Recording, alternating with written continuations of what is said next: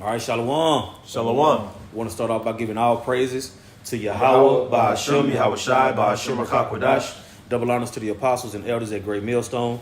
Peace and blessings to the Aki teaching about the Mayim Wa'amat. That's the sincerity and truth. It's a Great Millstone, Dallas class setting. And the reading assignment for this week is Samson. Not Samson. It's Judges chapter 13, verse 6 through 16. Mm-hmm. You know, and when you read this story, when you read this account, you come across all types of things where you see the customs of the Israelites, certain different nuggets and spiritual things that you run across as you go through these few chapters.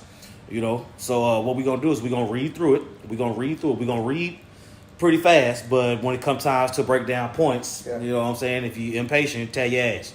Mm-hmm. You know, it's a lot going on in these few chapters, and it's very inspirational. It's uplifting. Mm-hmm. You know what I'm saying? It also makes you fearful because you understand that the Lord is perfect balance, and when the Lord puts His Spirit upon you, you're gonna go through a whole lot of ups and downs.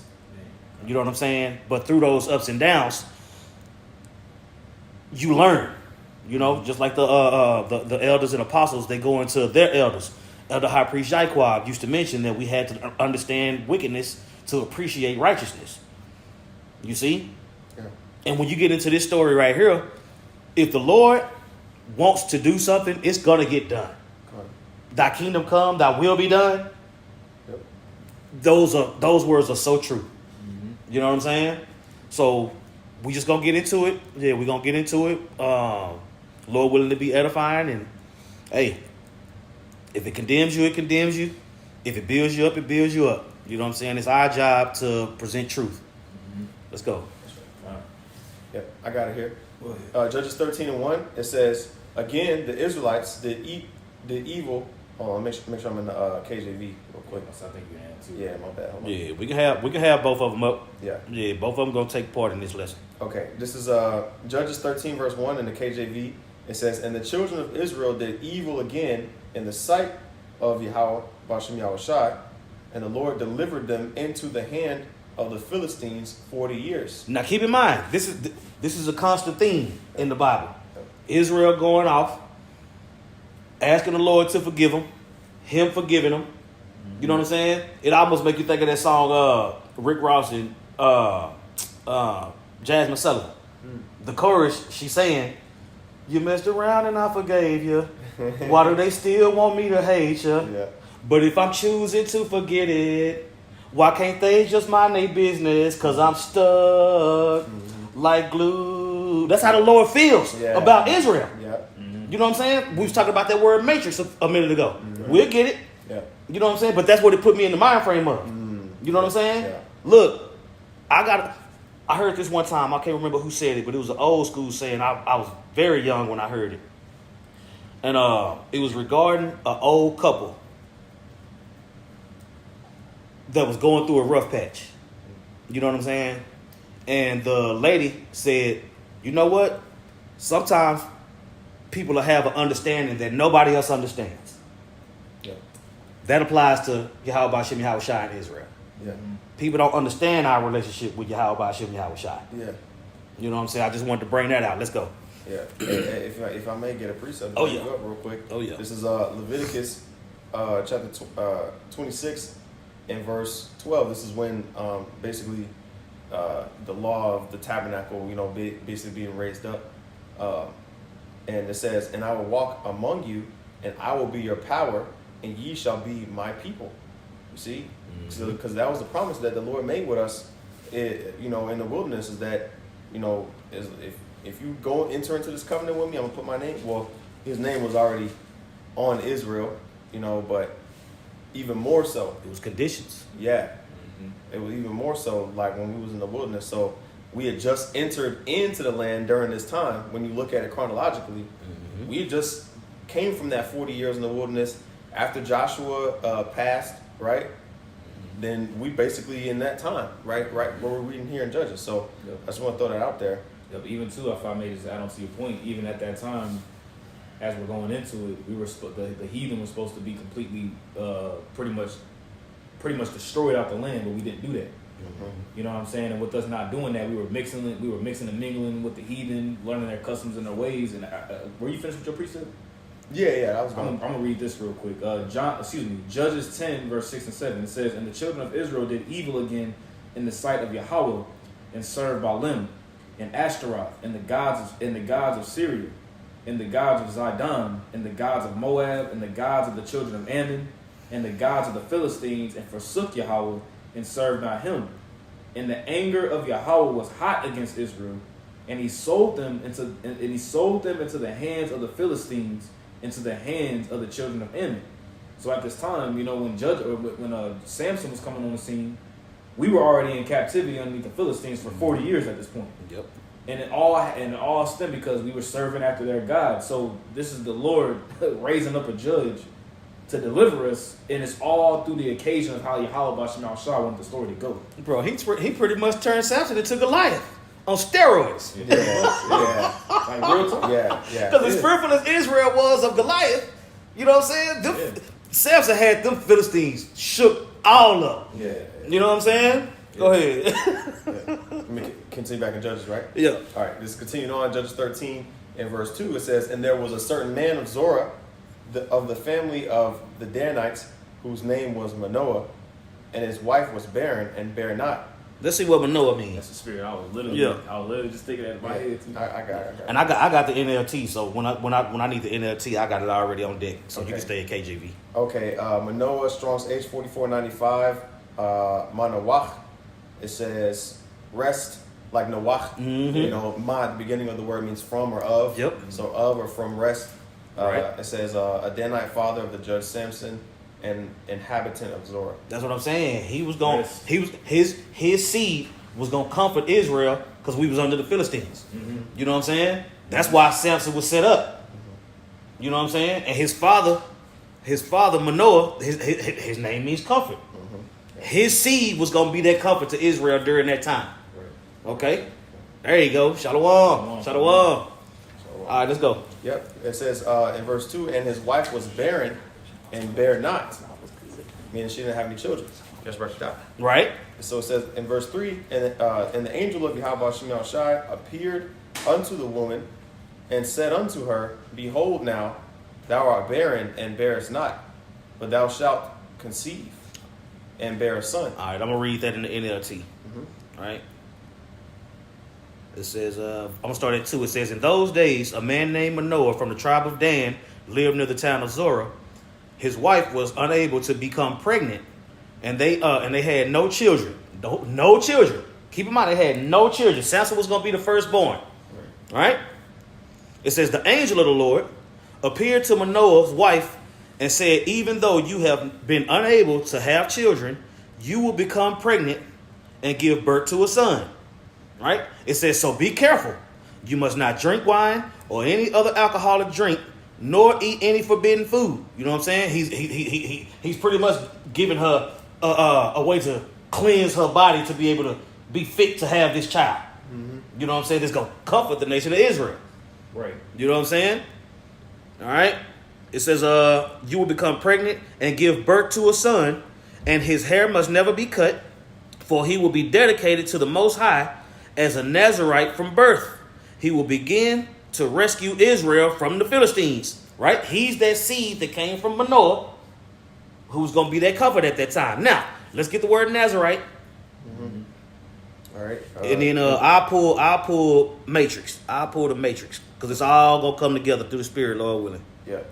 That word Nazirite in verse 5 is Strong's H 5139. Nazayar. Like Nazir. Yeah. Like Yawan something. It's the same word. Mm-hmm. Yep. It says consecrated or devoted one. A consecrated one. It says devotee, untrimmed. Sound like predestination. Yeah. You know? Go ahead. It says consecrated, hence figuratively from the latter, an unpruned vine, like an unshorn Nazarite. Get Jeremiah 1 and 5 real quick. Baba Kasha. You know what I'm saying? Because just like Jeremiah was We're going to read it. Go ahead and read that. This is Jeremiah chapter 1, verse 5. It says, verse 4. Then the word of Yahweh came unto me, saying, before I formed thee... That's what I'm saying. The word of the Lord came unto you. Right? Did not the Lord send an angel to Samson's parents? Right. Go ahead. Verse 5, it says, before I formed thee in the belly, I knew thee. And before thou camest forth out of the womb, I sanctified thee. That's what I'm saying. Samson. Sanctified. Same thing. Dedicated. Yeah. Same thing. Mm-hmm. Go ahead. And I ordained thee a prophet unto the nations. I want to say he ordained Samson to be a judge. Excuse me. Yep. Mm-hmm. Samson was very necessary at that time. You see, but the angel told Samson's mother that this is going to be God's son. If I just may add on to your Go point, ahead. so does that mean that the angel slept with Manoah's wife? No. Or was Samson born of the Holy Spirit? Man, Samson was born of the Holy Spirit. Meaning he was going to have parents. Yeah, exactly. And the Holy Spirit was going to dictate how he was born and what his life was going to be. Exactly. That's a good question. Asking Catholics, man. It is. That's what I'm saying. That's a good ass literally question. what it is. He was born of the Holy Spirit. You know, it's so funny. They probably never even read. I mean, people probably know about Samson, you know, in the church, but they probably never read like that part where they probably, you know what I'm saying? They just know Samson was super strong, and that was it. That's it. They don't know about nothing else. They don't know about the Philistines, nothing like that. They might be able to tell you about Delilah. Yeah, they might. You know what I'm saying? But they ain't gonna be able to tell you he was married before that. Yeah, no. But whatever. Anyway, all right. Yeah. All right. Now I'm gonna get Exodus 13 and 12, right? To back you up, it says, "Thou shalt set apart unto the Lord all that openeth the matrix, and every firstling that cometh of beast which thou hast, the males shall be the Lord's." Right? I'm sorry. Bring it out. Bring out what you got. No, Bring verse it out. 11. Verse 11 says, and it shall be when Yahweh shall bring thee into the land of the Canaanites. We were in the land of the Canaanites at the time. That's right. You know what I'm saying? I just thought about that. But That's it. At that time, you know. So when I ran into the angel coming to tell her that she was gonna have a son, you know what I'm saying? That was her firstborn, so that automatically took me to the word matrix, right? And it's a few precepts in it, and it's all regarding the same thing, right?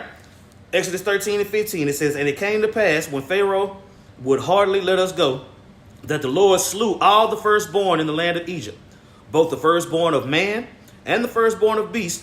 Therefore I sacrificed to the Lord all that openeth the matrix, being males, but all the firstborn of my children I redeemed." You can commentate if you want to. Nah, it's just heavy because we was having this conversation before. You know what I'm saying? Like the Lord always said, like for example, when you read Psalms, like he was like, "Man, look, it don't matter how many sacrifices that you do unto me, whatever the case may be." He was like, "All this belongs unto me anyway. It's all mine regardless." That's it. So the firstborn being slain when Yahushua with the death angel, which was Yahushua, came through and swooped and killed all the firstborn, they belong to the Lord anyway. That's right. They was his anyway. That's right. You know? Could nobody do nothing about it. Yeah. Right? Now, here's Exodus 34 and 19. I'm reading all the precepts that got the word matrix in it. It says, "And all that openeth the matrix is mine. And every firstling among thy cattle, whether ox or sheep, that is male." Numbers 3 and 12. It says, "And behold, I have taken the Levites from among the children of Israel instead of all the firstborn that openeth the matrix among the children of Israel. Therefore the Levites are mine." Are mine. That's the key, is are mine. All they are mine. You see? The Lord is very possessive. Yeah. They're right? mine. You get down to Numbers 18 and 15. It says, "Everything that openeth the matrix in all flesh, which they bring unto the Lord, whether it be of men or beasts, shall be thine. Nevertheless, the firstborn of man shalt thou surely redeem, and the firstling of unclean beasts thou shalt redeem." So even the unclean beast is his. You know what I'm saying? Now, when you get into the definition of the word matrix, right? You look up that word matrix.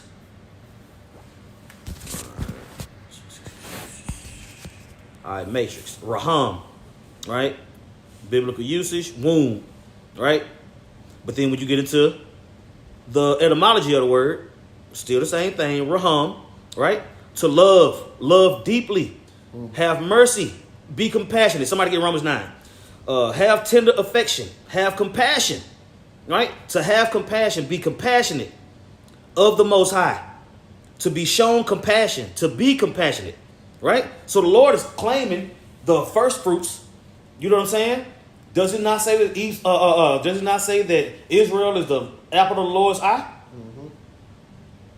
Mm-hmm. I'm married unto you. You see what I'm saying? Yep. So Jake done been in love with a woman. You know what I'm saying? Mercy, compassion. You dealing with all those things. That's how the Lord deal with us. You see? Yeah. So everything that come out of the matrix that the Lord lay claim on, he laid claim on it because he loved it and he gonna protect it. Full of mercy and truth. Now it's starting to make sense why Manoah was gonna be that comfort to shoot forth that seed that was Samson to comfort the nation of Israel. Because at the end of the day, when it's all said and done, Yahweh Bashim Al-Shah is the author of a woman getting pregnant or not. That's right. You can shoot the club up 50 times, and at the end of the day, if the Lord don't want that child to be there, it ain't gonna happen. That's it. But at that moment, if that spirit is meant to be on the planet Earth, remember the Lord he's the Father of spirits. That's right. So if he wants a spirit to be on the planet Earth for his purpose, it's gonna happen. And the way it may happen, it may be like, oh shit, like damn. Yeah. But it's the Lord's occasion at the end of the day, is what he wants to do. That's it. And when you understand the dynamic of that, when you understand that dynamic when it comes to Yahweh Bashim Al-Shah, which, the water Yahweh Bashim Al-Shah, we're able to even understand that dynamic, it alleviates a lot of worry and it alleviates a lot of thought, because you understand and know that the Lord is in control of everything that's going on. That also compels you to fight. Exactly. You know what I'm saying? Yeah. That also compels you to get your ass out there one time. Right. You know what I'm saying? Yeah, no, for real, yeah. Real talk. Yeah, let's go. Oh, no, you good. You good. It's flowing. Did you want Romans 9 first, or let me go back to Judges? Yeah. Get Romans 9. Okay, what part did you want to... I will have mercy on who I will have mercy. I will have compassion on who I will have compassion. All right, it was Romans 9:15. It says, for he said to... Actually, I'll read verse 14. Matter of fact, jump up to where it say Jacob I loved, Esau I hated. Then jump down to that. Okay, verse 13. Romans 9:13, it says, as it is written, Jacob have I loved, but Esau have I hated. That's what I'm saying. We just read the word for matrix, and it was talking about the love that the Lord has for those first fruits. First fruits. Go ahead. Yep. It says, verse 14. What shall we say then? Is there unrighteousness with the Most High? Most High forbid. I would say, because out of Jacob and Esau, even though Esau was born first, Jacob was the first fruit. Right. Exactly. You know what I'm saying? Isaac was the first fruit, but Isaac was that wasn't Abraham's first son. Right. Mm-hmm. Same thing. You know what I'm saying? With Adam. You know what I'm saying? They'll tell you that Cain was born first. Mm-hmm. You know what I'm saying? Depending on who you ask. Mm-hmm. Yeah. But hey, that's neither here nor there. That's neither here nor there. You know what I'm saying? Somebody want to argue about it, they can. Yeah. But whatever, nigga. Go ahead. Yeah. It says, let me see here. So verse 16, it says, so then it is not of him that willeth, nor of him that runneth, but the Most High that showeth mercy. Mm-hmm. You see? Even we keep going on that. The Lord have compassion on those who he loves. Yeah. He have mercy on those who he loves. Mm-hmm. You see? Yeah. All right, we go back to Judges. All right. Going back to that Judges chapter 13, and we left off at verse 3. Verse 5. Okay. Yeah, I read a little bit further. So you read verse 4 and 5 and then Okay, all right, so we'll continue on to verse 5 then. Judges 13 and 5, in the KJV, it says, you will become pregnant and give birth to a son, and his hair must never be cut. Well, I think that... Oh, that's NLT. I'm sorry. I got two tabs open. I'm sorry. No, you good. In the KJV, it says, for lo, thou shalt conceive and bear a son, and no razor shall come on his head, for the child shall be a Nazarite unto the Most High from the womb. That's what I'm saying. And all you guys out there talking about y'all Nazarites now, you're not dedicated to the Most High, man.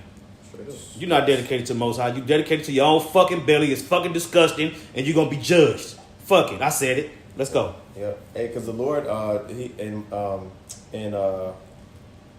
is that? The last book in the Old Testament, in Malachi, talk about the priests, how they would constantly, basically take advantage of their position. Mm-hmm. You know what I'm saying? The Lord, used Malachi to curse the priests out. So you don't want to take that. You don't want to take that position and then, do it unworthily, right? That's right. So verse 6, Judges 13 and 6. Then the woman came and told her husband, saying, a man of the Most High came unto me, and his countenance was like the countenance of an angel of the Most High, very terrible. But I asked him not whence he was, neither told he me his name. But he said unto me, behold, thou shalt conceive, and bear a son, and now drink no wine, nor strong drink, neither eat any unclean thing. For the child shall be a Nazarite to the Most High from the womb to the day of his death. And that doesn't mean, also too, I just want to add on to a point. That doesn't mean when it says no unclean thing, you know, it doesn't mean that just because he was a Nazarite that she couldn't eat like swine or anything like that. But if he wasn't a Nazarite, it's fine. Yeah. Unclean thing could be something that died of itself. Yeah. Right. Yeah. See, I just want to just throw that out there too. Yeah. You know what I'm saying? Which we're not supposed to eat anyway. Exactly. If something dies of itself, even if it's a chicken that died on its own, You ain't supposed to eat it. yeah, you know. Yep. All right, continue on in verse 9. It says, and the Most High hearkened. Oh, excuse, I think I skipped the verse. Verse 7.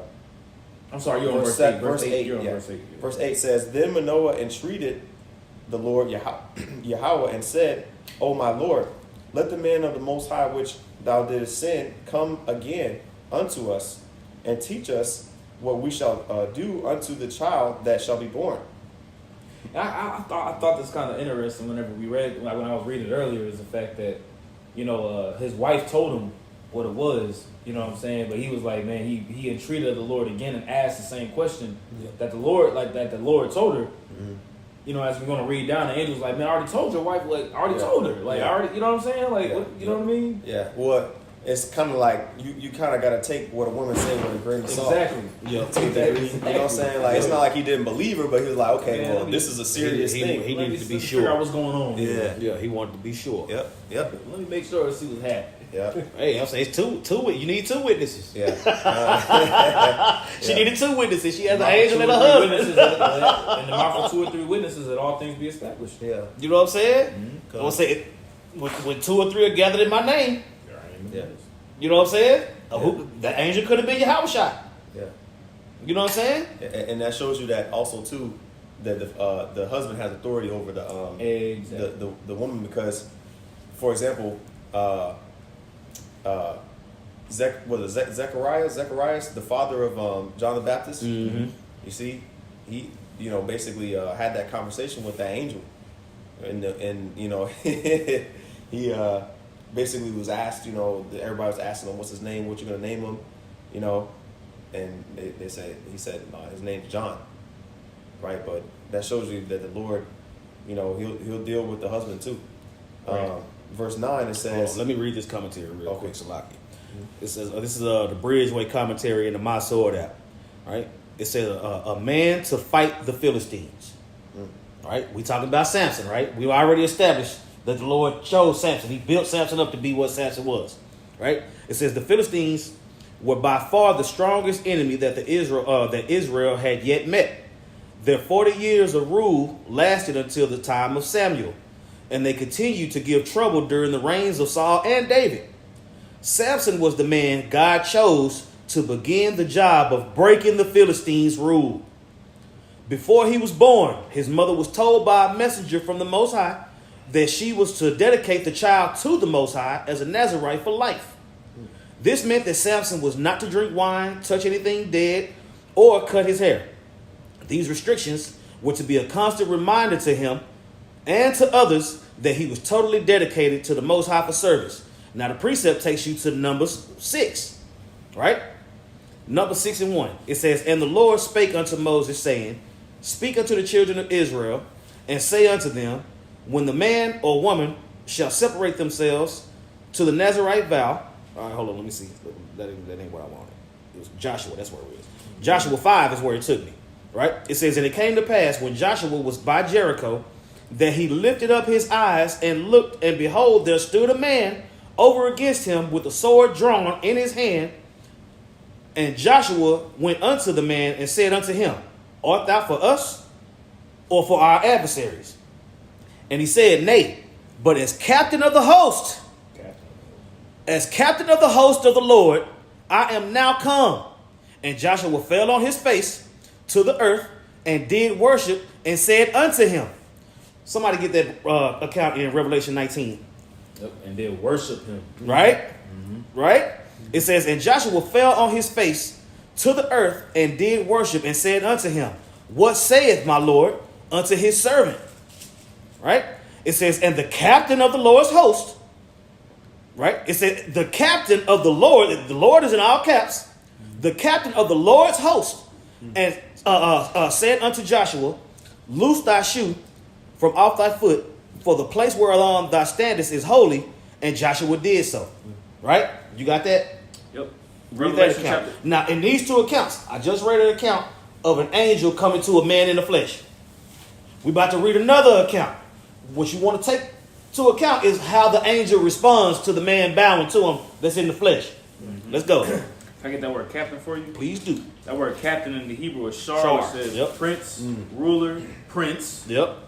Ruler, captain, leader, chief, chieftain, official, captain, ruler of rulers, patron angel, a patron angel, a patron angel, and then the root word is because there's levels to it. Yep, the root word is sharar, which says to be or act as prince, rule, contend, have power, govern. See, to lord it over, to govern. So we understand and kind of get an idea of who this captain was. So that's what I'm saying. The captain of the Lord's host. Yeah. Who is that? Yeah. That's top one. Who is the captain of Yahweh? Who is the captain of Yahweh's army? The captain of Yahweh's army. You know what I'm saying? Yeah. No other angel was given the charge that I'm gonna put my your enemies as a footstool. Mm-hmm. He only said that to his son. Right. You know what I'm saying? Everything was put under his feet. Yeah. Who's gonna be heading up the Lord's host on Judgment Day? It's gonna be Yahweh Shai, but behind him is gonna be Michael. But Yahweh Shai is the captain of the host. You know what I'm saying? Yahweh Shai don't work for Michael. Yeah, exactly. It's the other way around. Yeah. You know what I'm saying? Yeah. Let's go. Revelation 19:10 it says, and I fell at his feet to worship him, and he said unto me, see thou do it not. I am thy fellow servant. You see that? Now this angel, when John bowed, he said, no, don't bow. I'm your brother. Yeah. Mm-hmm. Go ahead. Yep, it says, I am thy fellow servant and of thy brethren that have the testimony of Yahushua. Worship the Most High. For the testimony of Yahushua is the spirit of prophecy. That's what I'm saying. And when Joshua was dealing with the angel, the Lord didn't tell him to get up when he bowed down. Yeah. You see? That means something in the spirit. It's levels. All right? Yep. So, for that same angel to go, the precept took us there. Right? So, for the angel to go to Samson's parents and tell them what he told them, you know what I'm saying? The Lord set that up that way. Mm-hmm. So, we can keep going. In the Judges, right? Yeah. All right, back in Judges 13, in verse 9, it says, and the Most High hearkened unto the voice of Manoah, and the angel of the Most High came again unto the woman as she sat in the field, but Manoah, her husband, was not with her. Mm-hmm. And the woman made haste and ran and showed her husband and said unto him, behold, baby, what room you in? Mm-hmm. You don't know? Yeah. Just the man. The man came back. Yeah. Hey, because at this time, it wasn't revealed that he was an angel yet. Mm-mm. It was just you know what I'm saying? But he looked like a man that had his countenance was different. Yeah. You know what I'm saying? Yeah, about business. That's right. Go ahead. Yeah. It says, behold, the man hath appeared unto me that came unto me the other day. Verse 11. And Manoah arose and went after his wife and came to the man and said unto him, art thou the man that spakest unto the woman? And he said, I am. And Manoah said, now let thy words come to pass. How shall we order the child? And how shall we do unto him? And the angel of Yahweh, Hashem Yahushua, said unto Manoah, of all that I said unto the woman, let her beware. She may not eat. I already told her what she need to do. Mm-hmm. You know what I'm saying? Mm-hmm. Yeah, pretty much. I told her what she need to do. Mm-hmm. Go ahead. It says, she may not eat of anything that cometh of the vine, neither let her drink wine or strong drink, nor eat any unclean thing. All that I commanded her, let her observe. Keep going. Verse 15, and Manoah said unto the angel of the Lord, I pray thee, let us detain thee until we shall have made ready a kid for thee. Because he wanted to, right, basically like cook for him. I'm gonna read that. In the Like NLT. Elijah gets pretty much. Yeah. This is Judges 13 and 15 in the NLT. It says, then Manoah said to the angel of the Lord, right? Please stay here until we can prepare a goat for you to eat. I will stay, said the angel of the Lord, replied, but I will not eat anything. Angels don't eat, right? So angels don't eat. Angels don't have sex, right? This is a clue, right? Yeah. However, you may prepare a burnt offering as a sacrifice to the Lord, right? Manoah didn't realize it was an angel of the Lord. You know what I'm saying? Now, Tazama was going into earlier the whole burnt sacrifice thing. You know what I'm saying? They were Danites, not Levites. Right. Yeah. You know what I'm saying? But at this point in time, from judge to judge to judge, all the judges weren't Levites. Yeah, there was different tribes. You know what I'm saying? Yep. So, It'd be just like, yeah. you know what I'm saying? I don't know. Yeah. The way the cookie But- crumbling, I don't know. But the Lord's will is for all the men of the nation of Israel to be kings and priests. Right. right. You know what I'm saying? That would lead me to believe that Manoah and Samson are of the elect. Yeah, absolutely. Absolutely. So he was allowed to do that sacrifice. You know what I'm saying? Especially at that time, because during the time of judges, we didn't have no Levites. It was judges instead. You know what I'm saying? Levites is priests. Judges are judges. Yeah. You see? So when the Lord said, Dan means judge. The tribe of Dan, that's a tribe of judges. That's a whole tribe of judges. Not saying that all the judges was Danites. Yeah. You know what I'm saying? But each judge that came up, whatever their tribe was, it was the Lord already set it up for Israel to be kings, priests, and judges anyway. So it's not out of order or out of pocket. You know what I'm saying? Couldn't nobody have been able to say, "Oh, you a Danite, you can't be making no sacrifices to build no house." Yes, you can. Yes, I can. Yes, I can. Go ahead. All right. Continuing on in Judges 13 and verse 15, it says, actually, I'll read verse 16. And the angel of the Lord said unto Manoah, though thou detain me, I will not eat of thy bread, and if thou wilt offer a burnt offering, thou must offer it unto the Lord. For Manoah knew not that he was an angel of the Most High. And Manoah said unto the angel of the Lord, what is thy name? That when thy sayings come to pass, we may do thee honor. And the angel of the Lord said unto him, why askest thou thus after my name, seeing it is secret? Read that in the NLT. What verse is that? Verse 17 and 18, I got it here. Yeah, I read it. Okay. Right. Verse 17, it says, Manoah asked the angel of the Lord, what is your name? For when all this comes true, we want to honor you. Why do you ask my name? The angel of the Lord replied, it is too wonderful for you to understand. That's what I said. Who is the only spirit attached? Who the word wonderful is attached? Yeah. Yeah. We can get it. Let's go now and get it. We ain't gonna play. Isaiah the 9th chapter. Yeah, I got it. Oh, you got it? Oh. Go on, jump in there. You just got here. Gone. I mean, you shooting threes. Isaiah chapter 9, I'll start at verse 6. Mm-hmm. For unto us a child is born, unto us a son is given, and the government shall be upon his shoulder, and his name shall be called Wonderful. His name shall be called Wonderful. Okay. Now this angel that's talking to Manoah, what you asking my name for? It's too wonderful for you to understand anyway. Just be glad I'm here. Just be glad I'm here working with you now. I didn't catch that earlier. Wow. Let's go. Damn. That's heavy. Oh. His name shall be called Wonderful, Mm-hmm. Counselor, Yep. the Mighty God, Mm-hmm. Power, the everlasting Father. That's what I'm saying. So in the last few verses, we come across that this angel is the captain of the Lord's host. You know what I'm saying? Only man wonderful is attached to his name.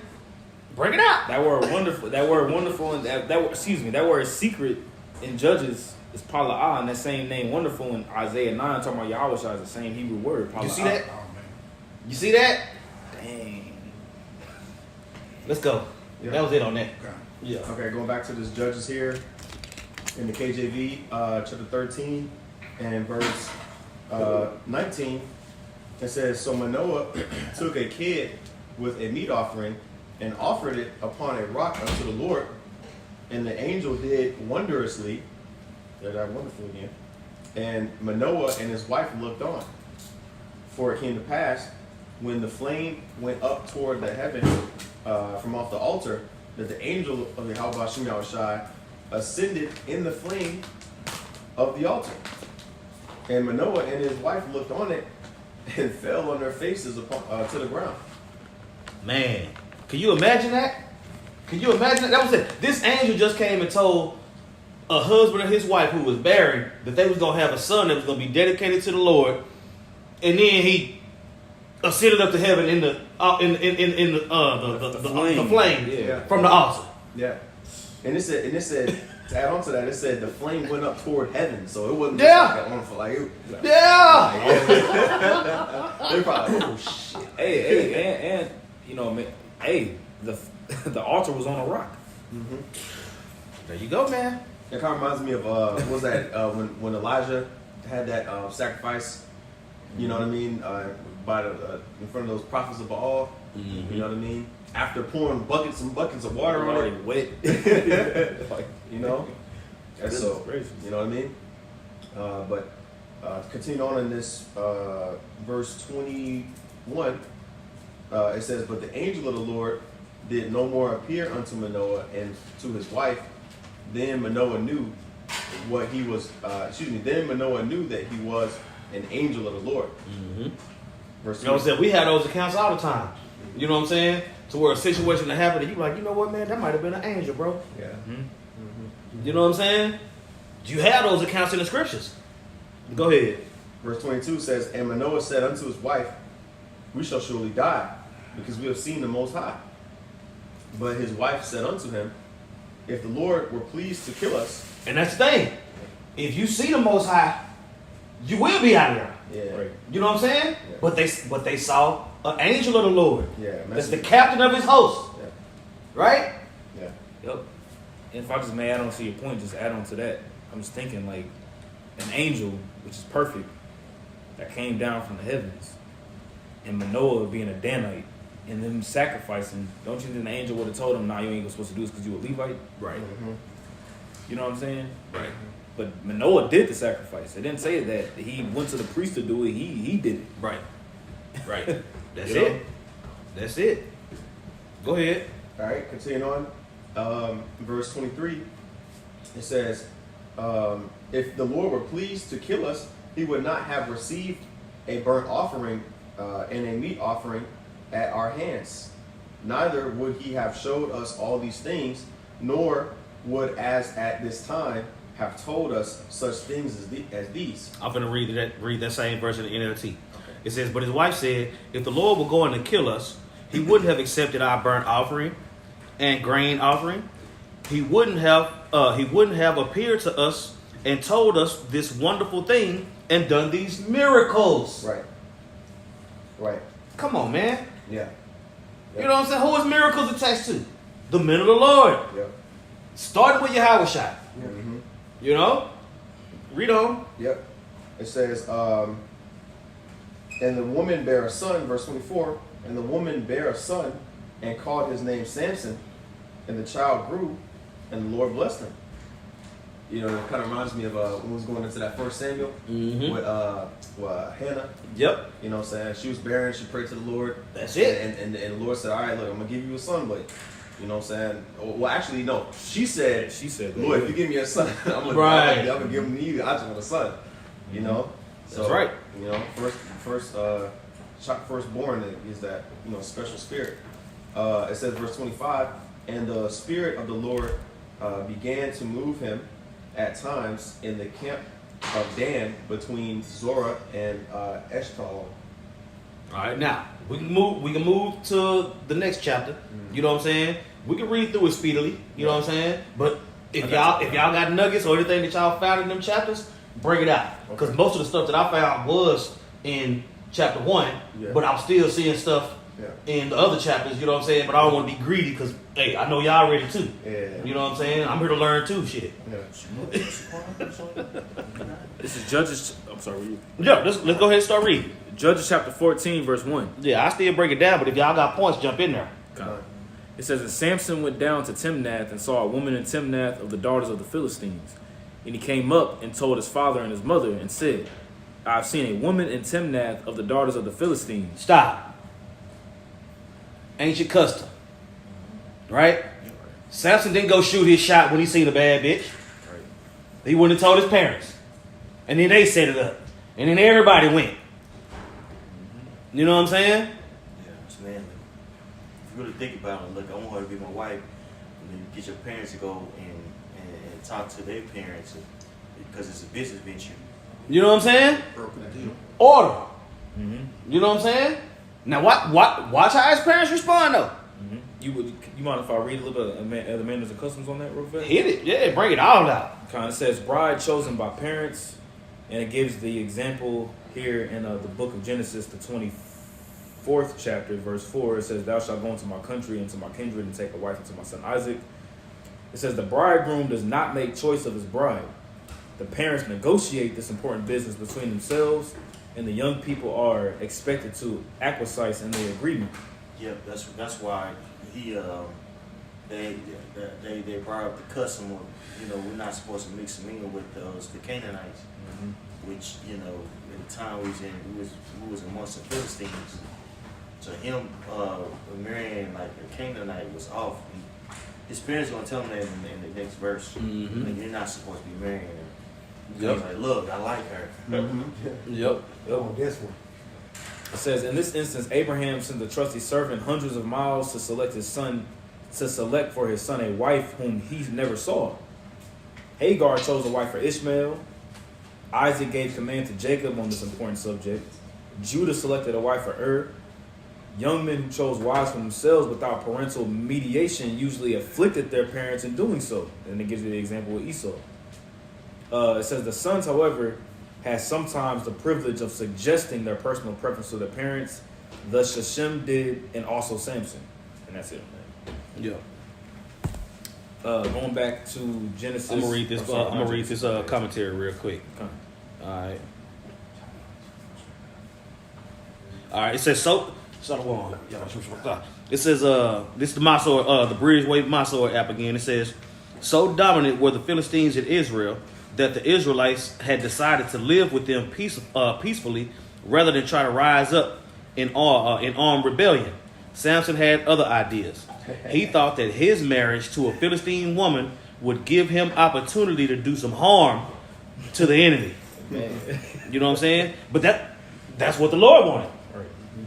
You know what I'm saying? Samson was set up to fuck over the Philistines. Yeah. You know what I'm saying? Yep. And bro, he was so antagonistic to the motherfuckers, bro. He He was on their fucking helmet by himself. It didn't never say nothing about Samson had no camp. It didn't never say nothing about Samson had no. Oh, he did his dirt all by his lonely. He was going hard. And that's the way the Lord set it up. You see? Go ahead. Right. Verse 3, it says, when his father and his mother said, then his father and his mother said unto him, is there never a woman among the daughters of thy brethren, or among all my people, that thou goest to take a wife of the uncircumcised Philistines? What you want to get a Hamite for? You know what I'm saying? What's up with that? What you want? You know what I'm saying? You don't want no Danite. You don't want none of the Israelites. You want Hamite? All kinds of. You know? You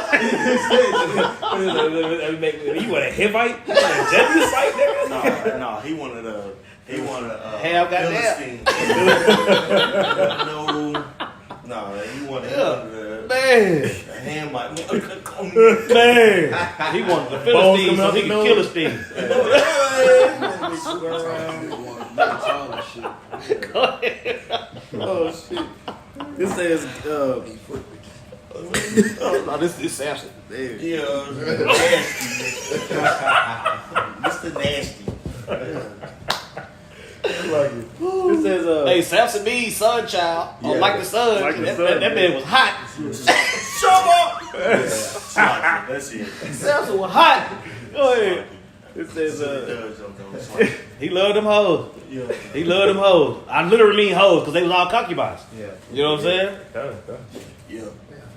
it says, and Samson said unto his father, 15. get her for me. He was in war mode for real. Yeah, he was smacking up the Philistines and taking their women. That's what you do when you at war. Go ahead. And Samson said unto his father, get her for me, for she pleaseth me well. And it says literally in right in my eyes. She look good in the bed, daddy. Daddy, it be bad. You know?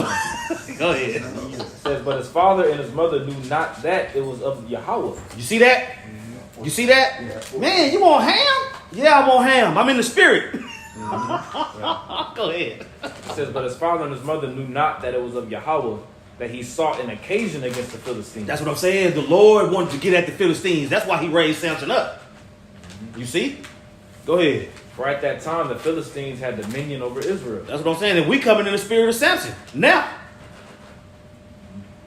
going up against the Philistines, who are now Edomites. You know what I'm saying? They the ones ruling. Go ahead. Verse 5, it says, Then went Samson down and his father and his mother to Timnath, and came to the vineyards of Timnath. And behold, a young lion roared against him. And the spirit of Yahweh came mightily upon him. That's what I'm saying. You're going to constantly hear that theme throughout Samson's account. The spirit of the Lord was heavily on him, was mightily on him. Go ahead. And he rent him as he would have rent a kid. Somebody get what's that? The Lord put a difference between the Egyptians and Israel. Exodus 14. Somebody get that real quick, Baba Kashak, because the Lord can't stand them stinking ass Africans, man. Them Hamites. When you think about the Song of Moses, you know what I'm saying? When you think about with King David, that's what I'm saying. It was Edom, Philistines, and Moab. Yeah, that was the main thing. 11 7 years. You know what I'm saying? Every time. So the Philistines is on that shit list. Been on it. Go ahead. Yeah, I'm saying, the time of Exodus, that difference. He showed you how he felt about them Hamites. Mhm. He ran the shit up there. That's right. That's right. Go ahead. What is it? Exodus? Mm-hmm. This is Exodus chapter 11, verse 7. It says, but against any of the children of Israel shall not a dog move his tongue against man or beast, that he may know how that Yahweh doth put a difference between the Egyptians and Israel. And them dogs was wagging the shit out their tongue for 40 years. Yeah, going on, yep. Yep. Lord said, time's up. Let's go, Samson. Yeah. Manoah and your wife. Yeah. I'm going to send an angel to let y'all know that this baby is finna fuck over these niggas. Let's go. Verse 6, it says, and the spirit of Yahweh came mightily upon him, and he rent him as he would have rent a kid. Bro, think about that. A lion is attacking you. He grabbed that lion by his top jaw and his bottom jaw and just pulled. Man. Think about that.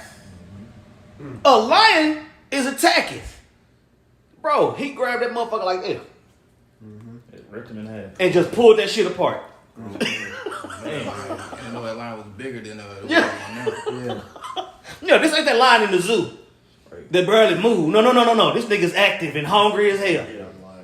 Go ahead. It says, and he had nothing in his hand, but he told not his father or his mother what he had done. Mm-hmm.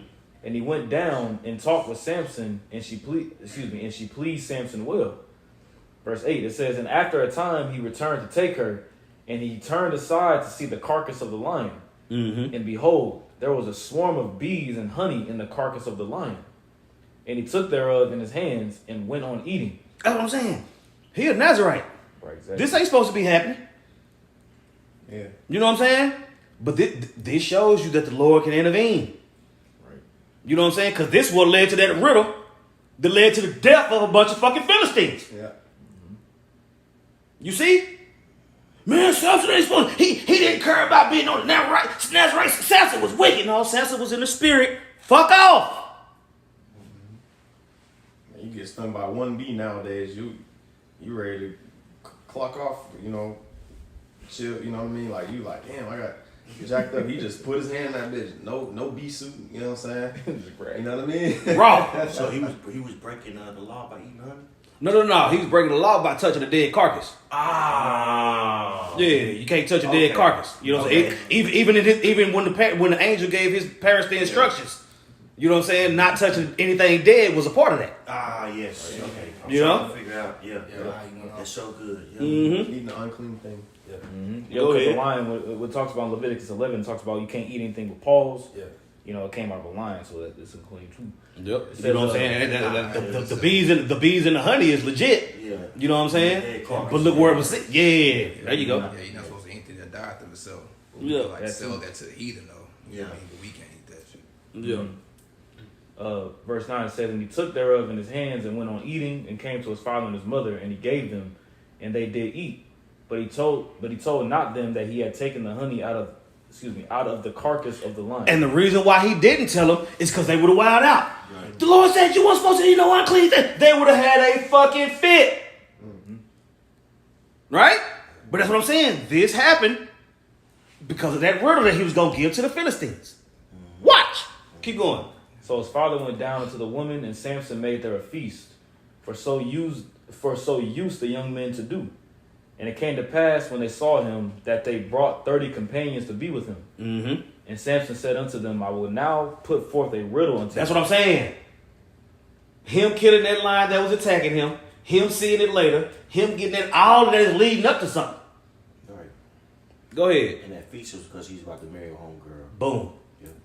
Boom. But that's what I'm saying. Why was he so heavy on marrying homegirl? So you get on the Philistines. So we can get on the Philistines' helmet. You know what I'm saying? Let's go. It says, if you can certainly declare it me within the 7 days of the feast and find it out, then I will give you 30 sheets and 30 chains of garments. But if you cannot declare it me, then shall you give me 30 sheets and 30 chains of garments. And they said unto him, put forth thy riddle that we may hear it. And he said unto them, out of the eater came forth meat, and out of the strong came forth sweetness. And they could not 3 days expound the riddle. Hey, if I may, real quick, the sheets is talking about like fine linen, like, you know what I'm saying, like some good clothes, you know what I'm saying? Yep. And then change of garment, maybe, you know, jacket or, you know what I mean, the modern, Like or silk or something like yeah, the equivalent of that back then, you know what I'm saying? Yep. If you go to the store, you buy 30 outfits and 30 jackets, that shit gonna be some money. That's like first week of school. Yeah. You know, so they're like, shit, they're like, bet. Yeah. Verse 15, it says, and it came to pass on the 7th day that they said unto Samson's wife, entice thy husband that he may declare unto us the riddle. Now keep in mind, this is his wife, but she a heathen. You know what I'm saying? Mm-hmm. So the Lord set that up. Mm-hmm. She a heathen, but that's what I'm saying. Look how many other people can get in her ear. You know what I'm saying? Look how many different people can get in her ear. The Lord allowed that. You ain't supposed to be dealing with no other man, woman like that. Asking her questions. Ask your husband this. Ask your husband that. Yeah. See it this. See it that. What the fuck? That's all.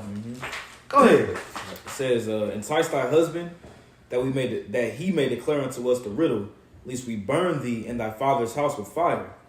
And ye called us to take what we have. Have ye called us to take what we have, to take that we have? Is it not so? And Samson's wife wept before him and said, Thou dost but hate me and lovest me not. Thou hast put forth a riddle unto the children of my people and hast not told it me.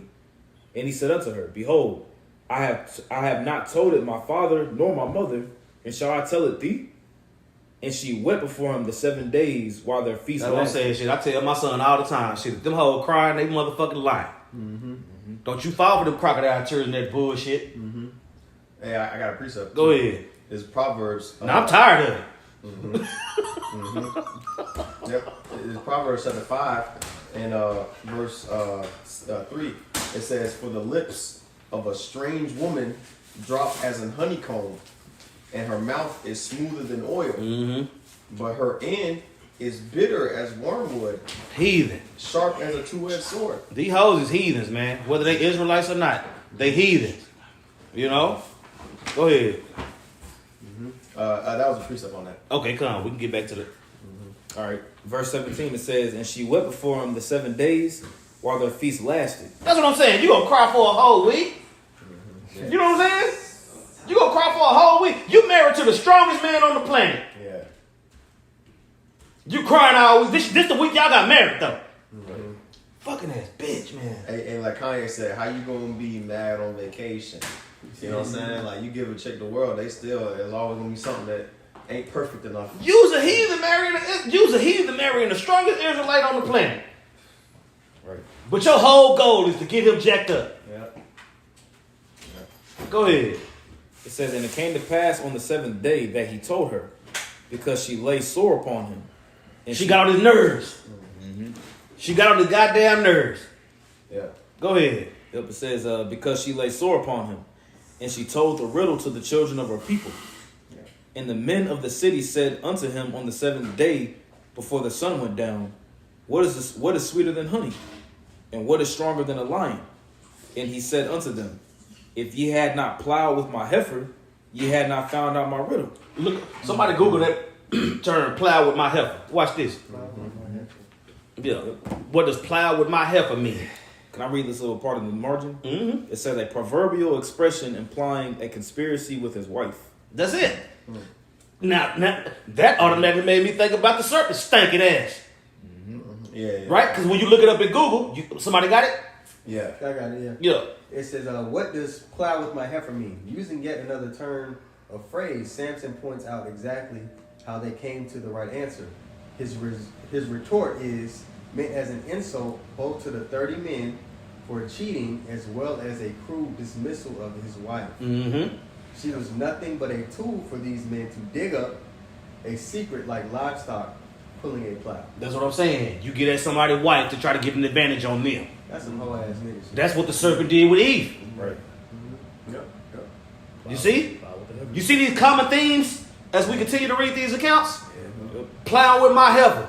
So you gonna get at my girl to try to get at me? Yeah. That's what niggas do. That's the prominent tactic. All the time. Yeah. Plow with my heifer. Yeah. You know what I'm saying? You think you done met a bad bitch at the club, next thing you know you getting shot by 4 niggas. Yeah. Yeah.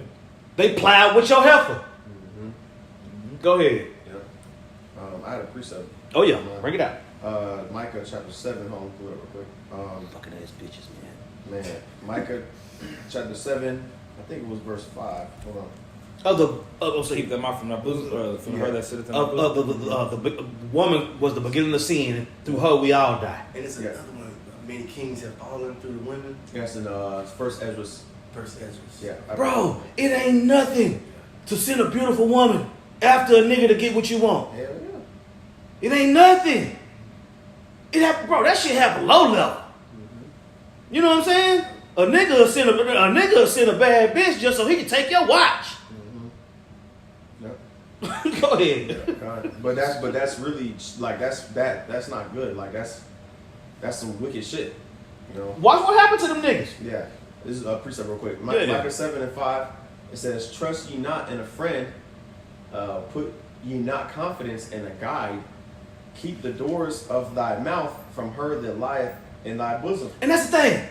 Bro, you don't gotta talk to women about everything. Hell no. All you gotta do is pretend you talking about what the fuck they talking about. And it ain't nothing righteous. Nah, yeah. That's your green light to get out of there. Mm-hmm, baby, yeah. I don't like them hoes at your job neither. Let her do the talk. Yeah. Before you fuck the congregation over. Yeah. Pillow talk. That's what I'm saying.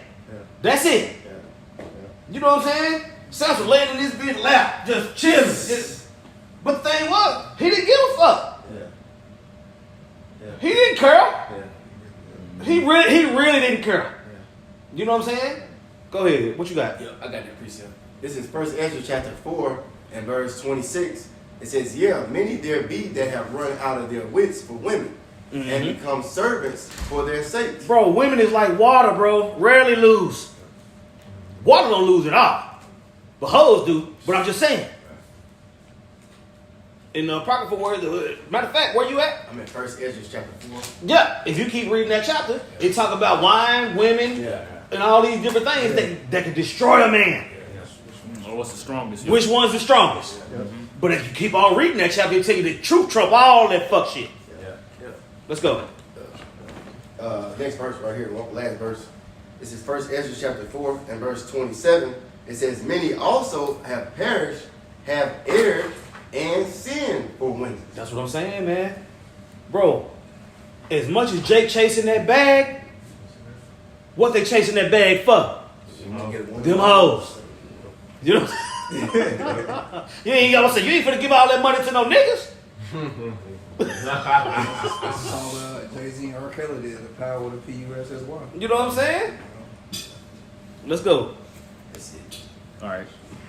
Back in Judges chapter 14, verse 19, it says, "And the spirit of Yahweh came upon him, and he went down to Eshkelon." That's what I'm saying.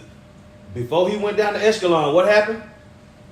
Well, before he went down to Eshkelon, pretty much he was. No, read it. Oh, okay, all right. Verse 18, it says, "And when and the men of the city said unto him on the seventh day before the sun went down, What is sweeter than honey, and what is stronger than a lion? And he said unto them, If ye had not plowed with my heifer, ye had not found out my riddle. And the spirit of Yahweh came upon him, and he went down to Eshkelon. And the spirit of Yahweh came upon him. Then he went down to Eshkelon. Mm-hmm. Go ahead. It says, and slew 30 men of them. You see that? That carcass and that honey and all that led to dead fucking Philistines. Yeah. Right. Which is the Lord's goal. Right? He raised Samson up so he can kick some Philistine ass. Right. So that's why Samson didn't tell him, look, I pulled this honey up out this dead lion I killed the other day. They would have had a fit because they was outside the Nazarite vow. Yeah. So he didn't. Right? Yeah. You see how all these things coming together? Yeah. That's what I'm saying. Look, people gonna stop acting like this Bible ain't alive. Because if you can't read this story and correlate it to today, this ain't for you. Keep going. Yep. The Spirit of the Most High allowed the Philistines to see for works to be kind of a witness unto them. They got judged for it, you know? Mm-hmm. That's what I'm saying. So if you can say that Samson was wicked, you can goddamn sure say them Philistines was. Yeah. Samson was retaliating off they fuck shit. Yeah. Yeah. Go ahead. He was a man of his word too. He gave them what they wanted. Yeah. That's it. Yep. Verse 19, and the spirit of Yahweh came upon him, and he went down to Eshkelon, and slew 30 men of them, and took their spoil, and gave change of rank and garments unto them, which expounded the riddle. That's what I'm saying. So he had 30 men that he made the bet with. He went and killed the whole another 30 motherfuckers to pay. All Philistines. Yeah. Yep. This ain't coming out my pocket. Hell no! Especially since y'all cheated. Bro, you plowed with my heifer. Yeah. Now you talking about paying? He's like, all right, bet. All right, bet. You know what I'm saying? Go ahead. Yeah. Bring your funky ass garments. It says, and his anger was kindled. You can wear them hoes to the funeral, nigga. Right. Go ahead. And his anger was kindled, and he went up to his father's house. But Samson's wife was given to his companion. That's what I'm saying. So Samson was like, you know what? This shit ain't right. He like, fuck that shit. I'm going home. Went back to the crib. Which lets you know that he had several opportunities to go to the crib, but he didn't. Because why? The Lord was working on fucking them Philistines up. Go ahead. It says, but Samson's wife was given to his companion, whom he had used as his friend. Which is like pretty much the best man. Yeah, that's what I'm saying. So he had a Hamite best friend, a best man, a Hamite wife, a Hamite father-in-law. You know? You got a father-in-law like shit. You gotta marry somebody shit. Yeah. You want a white man. He knew that shit she did was fucked up. You know what I'm saying? So now the father out of pocket too. Cause now you done made her an adulterer. Yeah. Samson wasn't dead. Yeah, he should have did that. Yeah. You see? Yeah. Keep going.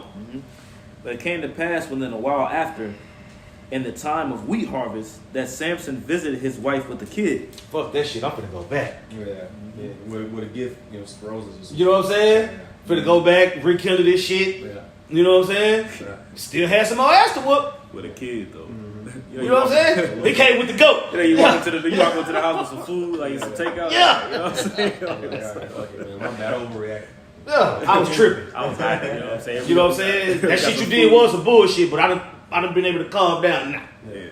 Hey, if I may say something about the whole threat with the burning of, you could say she reacted like how a woman react, but what she really should have did, well, she probably didn't know if she knew how strong Samson was.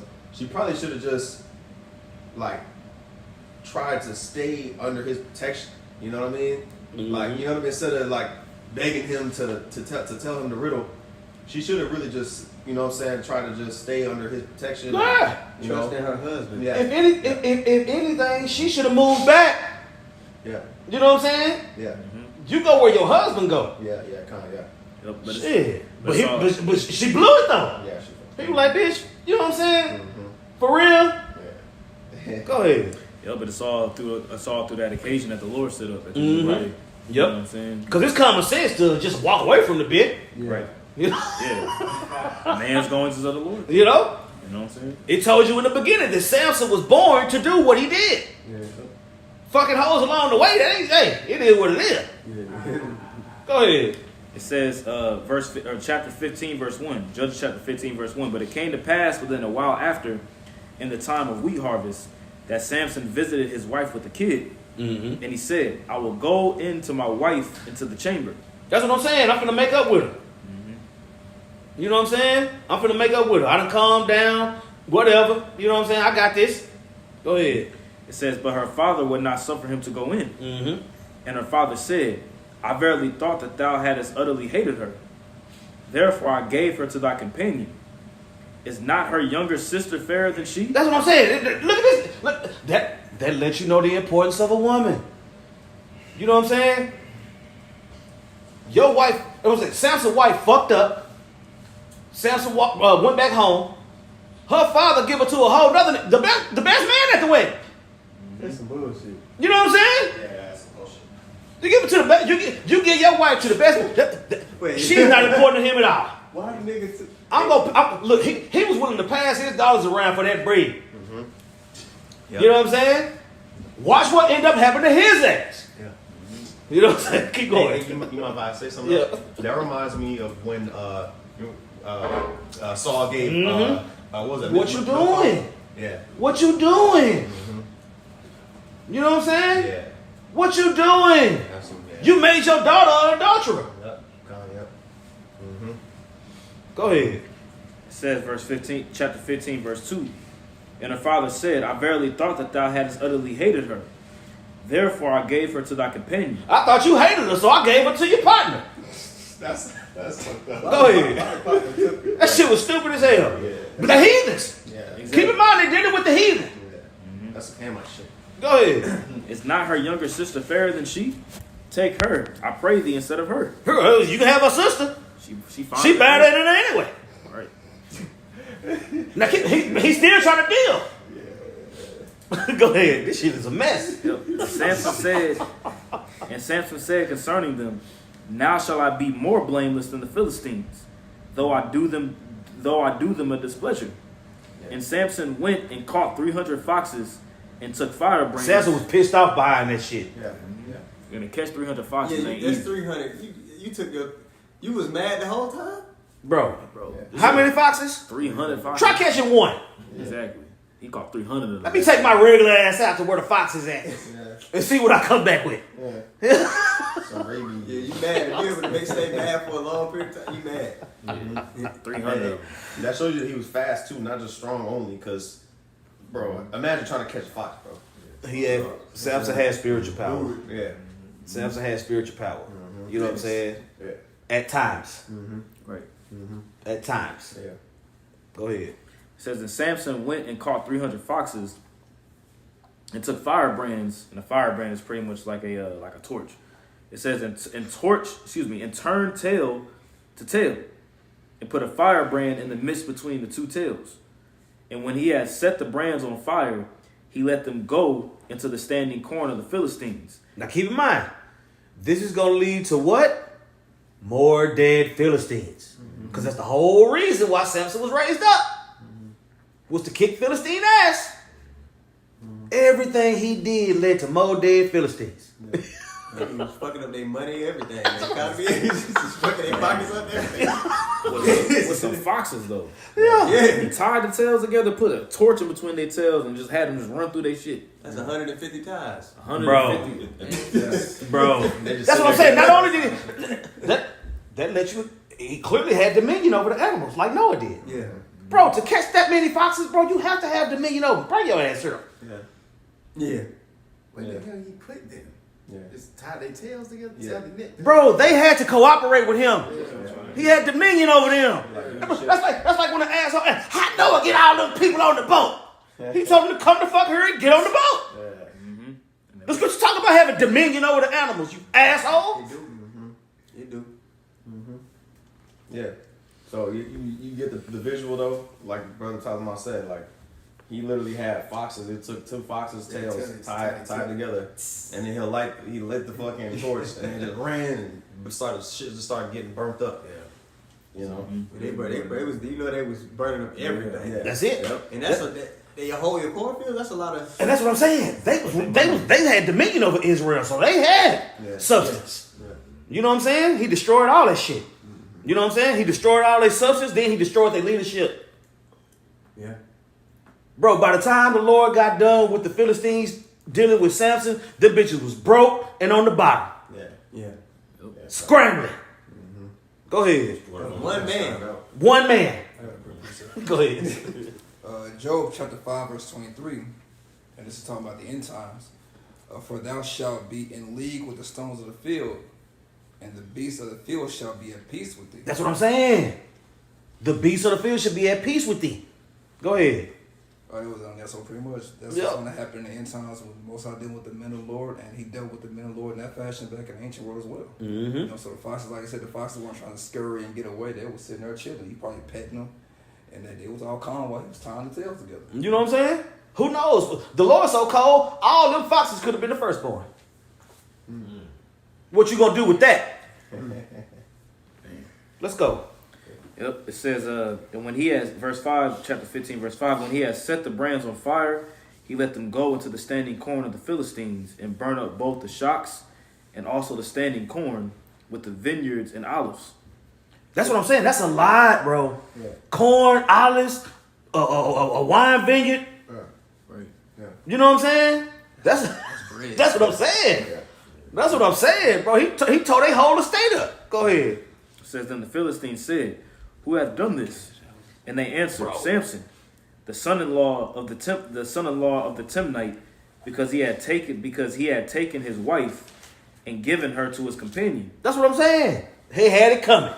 So Samson didn't feel blameless by doing that shit. He said, okay, since you did that, now I feel now I feel like, okay, now I'm not gonna feel bad about killing y'all now. Mm-hmm. Everything he did was to repay their wickedness and their deception. That's right. Yeah, the scripture says jealousy is the rage of a man too. Oh yeah. Mm-hmm. You know? That's what I'm saying. I was saying, you plow with my heifer. You know what I'm saying? You plow with my heifer to get you to get the riddle that you couldn't get. You know what I'm saying? Then when I come back after being pissed off, you done gave my wife to another motherfucker. Like y'all ain't gonna stop. So I ain't gonna stop.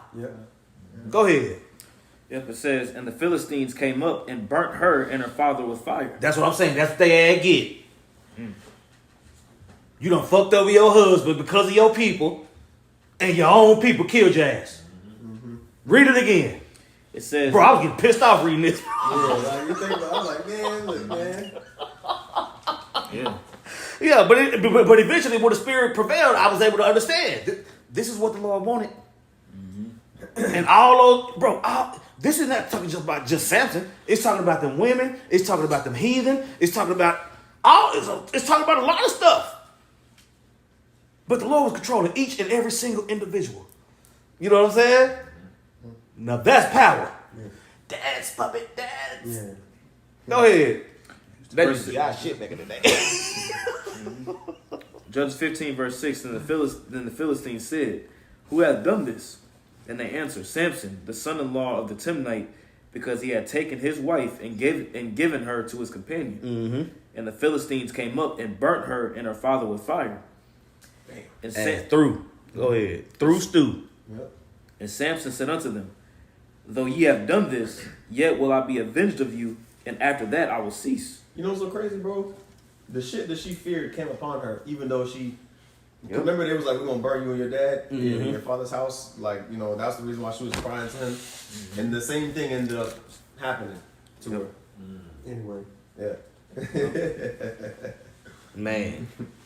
Keep going. Yep, it says, and Samson said unto them, though ye have done this, yet will I be avenged of you, and after that I will cease. And he smote them hip and thigh with a great slaughter. And he went down and dwelt in the top of the rock Etam. And let's see what that hip and thigh mean. See if we can get something out of that. That sounds like something we need to look up. I'm looking at it. It sounds like rooter to the tutor, but It says in the NLT, so he attacked the Philistines with a great fury and killed many of them. That's kind of what it just hip and thigh, I guess, is like. Yeah, the upper thigh, leg. He just jacked them up. You know what I mean? Okay. Let me see if there's something on the commentary though. yeah. That's just like when you say you cut a nigga ass from the rooter to the tutor. That mean you completely annihilated it. Says he smoked them. Which way but loose? Yeah. There was nothing but dirt and smoke. You know what I'm talking about? It says he smoked them leg upon thigh. Scattered ass everywhere. Yeah. Damn. Now, but when you think about leg and thigh, you know what I'm saying, that femoral artery. Yeah. You know what I'm saying? He was cutting, slicing, and dicing. Yeah. You know? That could be some that reference in that. Let's go. It says, and he smote them hip and thigh with a great slaughter. And he went down and dwelt in the top of the rock Etam. Then the Philistines went up and pitched in Judah and spread themselves in Lehi. And the men of Judah said, why are ye come up against us? And they answered, to bind Samson are we come up, to do to him as he hath done to us. Then 3,000 men of Judah went to the top of the rock of Etam and said to Samson, knowest thou not that the Philistines are rulers over us? That's what I'm saying. Like, look at the tribe of Judah, the head tribe. Man, you gonna get all us fucked up. Nigga, you tripping. Don't you know, bro? They got dominion over us for a reason. Yeah. Right? Shit, we was being wicked. We was going out. We supposed to be. Sounds like, man, fuck that. They rule is over with, nigga. Yeah. But keep on going. It makes me think about King Saul and the men. Whenever David was like, I'll go up and fight against Goliath, and it was like, man, who's this dude? You know what I'm saying? Like, what you doing? You know what I'm saying? Tripping. Yeah, exactly. You know? You don't get your young ass out of here.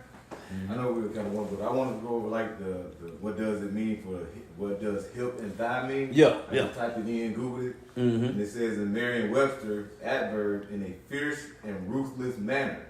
It says to attack unsparingly, overwhelm with, or as with blows. Yeah, so it's to overthrow completely and defeat utterly.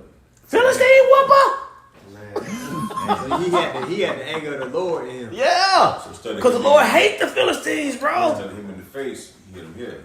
In the word they call like 52, it's a different part. Yeah. 52 blocks or some shit. Nah, You attack the joints and shit. And that's the thing. I remember back in the day, I had a partner who, you know how Jake be playing around, Jake try to hit you and run and shit like that. He never let you get away with that type of shit. You know what I'm saying? Yeah, but what he would do, he had two spots where he would hit you. He would hit you on your hip, or he would hit you across your elbow. While you trying to run. So when you take this motion to go here, he pow, your dead leg go dead in the motherfucker. Yeah. You know what I'm saying? If you ever had dislocated a hip or a shoulder, that shit make you just want to stop. You can't do nothing. It just make you want to just like, I'm not doing that. You can't do nothing. Even if you want to. Okay, with your shoulder. No, I got experience with that shit. If your shoulder is hurt and you try to absorb any energy, you're going to make it worse. Yeah. So your instinct is to hold it to you. Yeah. But imagine that with your hip, though. You can't fight no more. Yeah. So hip and thigh. Yeah. Dismantle the motherfucker pretty much. Let's go. Yep. Was it more? No. Okay. Fatality. Pretty much. A brutality. But every time, he would do that to men and women. Every time, bitch get out of pocket, he hit on that hip. Total control. Judges 15 and 11. And 3,000 men of Judah went to the top of the rock of Etam and said to Samson, knowest thou not that the Philistines are rulers over us? What is this that thou hast done unto us? And he said unto them, as they did unto me, so have I did unto them. And they said unto him, we are come down to bind thee. Bro, he didn't even need Judah. Bro, 3,000 Judites came up to one dude and was like, we got to fix this shit, cuz. 3,000 people. 3,000 for one dude. All their own people. Go ahead. It says, and they said unto him, we are come down to bind thee, that we may deliver thee into the hand of the Philistines. And Samson said unto them, swear unto me that you would not fall upon me yourselves. That's what I'm saying. Shit. Look, I'll go with y'all as long as y'all ain't gonna kill me. You know what I'm saying? Because if y'all gonna kill me, we can go ahead and rock right now. Yeah. Go ahead. And notice he never killed an Israelite. No. All Philistines. Yeah. All Philistines. Yeah. It says, and they spake unto him, saying, no, but we will bind thee fast and deliver thee into their hand. But surely we would not kill thee. And they bound him with 2 new cords and brought him up from the rock. It says, and when he came into Lehi, the Philistines shouted against him, and the spirit of Yahweh came mightily upon him. The spirit of Yahweh came mightily upon him. How many times have we heard that since we've been in these couple chapters? He's like 3. Enough to know it's real. Yeah. Enough to understand. Is 3 understand or 4? 3? Knowledge, wisdom, understanding is 3. Yeah. Yeah, 3 is understanding. That's what I'm saying. Adam, Solomon, Yahushua. That third time, complete understanding. I gotta leave these hoes alone to fulfill my Father's will. Yeah. Dang. Go ahead. It says, and when he came into Lehi, the Philistines shouted against him. Mm-hmm. And the spirit of Yahweh came mightily upon him, and the cords that were upon his arms. The spirit of the Lord came mightily upon him. Yeah. And every time the spirit of the Lord came mightily upon Samson, Philistines got jacked up. Mm-hmm. Go ahead. It says, and the cords that were upon his arms became as flax that were burnt with fire, and his bands loosed from off his hands. It says, and he found a new jawbone of an ass. Woo! Bro, I sent y'all that movie clip. Mm-hmm. Only thing that was missing was the beard. Yeah, right. Go ahead. Right. It says, and he found a new jawbone of an ass, and put forth his hand, and took it, and slew 1,000 men therewith. And Samson said, Somebody get that precept where we talk about one shall chase 1,000. Yeah. yeah, Leviticus 26. Yeah, somebody pull that real quick, Baba Kasha. You know what I'm saying? The reason why I want to pull that is because I'm saying when the Lord put the spirit on one man, he can do that type of damage. How we always talk about how one angel can destroy the earth. Mm-hmm. You know what I'm saying? Mm-hmm. Look at all those men. Look at all those men that King David put in the goddamn ground. Right, tens of thousands. You know what I'm saying? So that's the spirit of the Lord is real. You know what I'm saying? Our anger ain't enough. He gonna have to put his anger on us. Go ahead.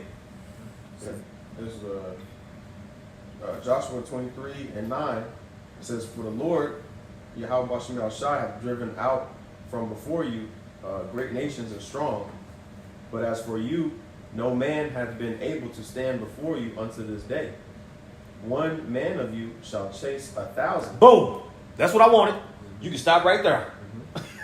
Matter of fact, read it one more time. One man did what? It says, Joshua 23:10, one man of you shall chase 1,000. All right, keep going. For the Lord, Yahweh Bashem Shai, your power, he it is that fighteth for you. There you go. There you go. That's why I keep on saying the spirit of the Lord came mightily upon Samson. Mm-hmm. You see? It was a 10 of you will chase how many? It say something. Yeah. Do it keep going? Go ahead and finish it, Baba Kashab. Yeah, this one it just says one man of you. It says, for the Lord, your power. It say something about putting 10,000 to flight. I got it. I think that's a different one. Let's go, champ. It's Leviticus chapter 26. Yeah, that's it. It's Leviticus chapter 26, and I start at verse 7. It says, and ye shall chase your enemies, and they shall fall before you by the sword. And 5 of you shall chase 100, Woo! and 100 of you shall put 10,000. Ooh! Gracious. Bro, that's like 10 people wiping out a football stadium. Sold out. Man. Easy. Yeah. Yeah. So, yeah, I'm gonna take 1,000 on the left, you take 1,000 on the right. You know. And ain't none of them gonna get away. Yeah. Man. That's like Mr. Mad and took out the motherfuckers in Vietnam. Ain't nobody get away. Go ahead. It says Leviticus 26 and 8. It says, and 5 of you shall chase 100, and 100 of you shall put 10,000 to flight, and your enemies shall fall before you by the sword. That's it. 10,000 to flight. That means all of them dead. Go ahead. It says, Judges 15 and 16, it says, and Samson said with the jawbone. That's what I'm saying. This is what the scriptures is supposed to do to you. You see how excited we are right now? Yeah. Mm-hmm. Read on. And Samson said with the Call jawbone. Yahweh Shem Yahweh Shai. It says, and Samson said with the jawbone of an ass, heaps upon heaps. With the jawbone of an ass. Bro, you know he was talking cash. Yeah. Oh, you motherfucker. That's right. That's right. 1,000 motherfuckers came up through the spirit of power Yahweh Shem Yahweh Shai. 1,000 motherfuckers is dead. Yep. I ain't had no pistol. I had a jawbone of an ass. Fuck y'all. I can. Oh! Yep. You uncircumcised bitches. Right. You know he let it rip. Go ahead. Talk shit. You know what I'm saying? Shit, Jake can hit a 3 from the corner and act a fool. Yeah. Man, straight up. You just killed 1,000 Philistines in the name of the Lord? Yeah. Flexing on everything. If I can say, the Lord do the same thing in the scriptures. We get that from the Lord. Yeah. The Lord is a man of war. He be in the scriptures like, yeah, that was me. I put my name on that. I'm telling You you. know what I'm saying? I'm telling you. Well, Samson, we're gonna go to it. He named that place too. Yeah. Yeah. You named the place where you Yeah. niggas up. Job on hill.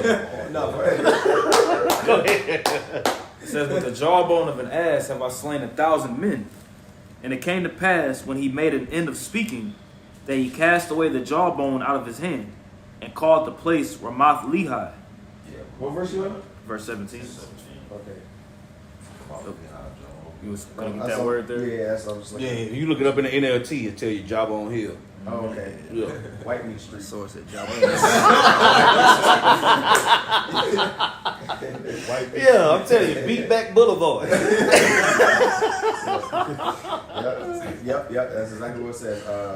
Strong's 874-37. Whip ass way. Oh, yeah. Punish a nigga Parkway. Let's keep going, man. Oh, this all day. All day long. All day long.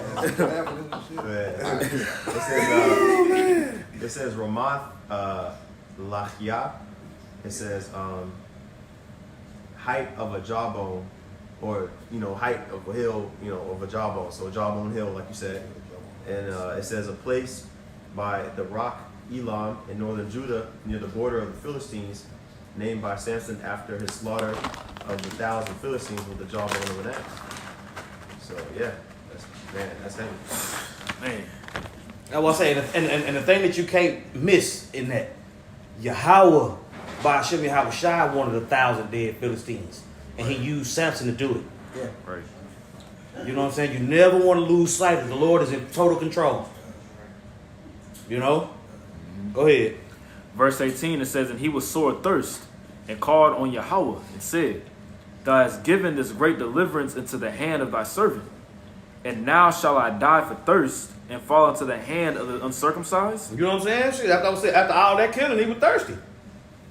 You know what I'm saying? I was just like, what was that, Denzel on Training Day? He reaped all this havoc. Damn, I'm thirsty. You know what I'm saying? Samson was like, Lord, I'm so thirsty. Please give me something to drink.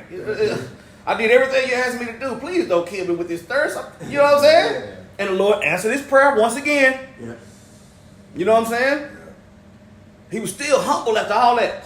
Yeah. He talked shit to the Philistines, but in the eyes of the Lord, he was humble. Yeah. You know what I'm saying? Can I get some water, Lord? Go ahead. Mhm. Back up that last verse. Most I using Samson. Jeremiah 51:20. Thou art my battle axe and weapons of war. Mm-hmm. And that's in that case, he was his jawbone. That's right. Yeah. For with thee will I break in pieces the nations, and with thee will I destroy kingdoms. Mm-hmm. And with thee will I break in pieces the horse and his rider, and with thee will I break in pieces the chariot and his rider. That was that. He used Samson to do that. You know what I'm saying? He took out the Philistine leadership with Samson.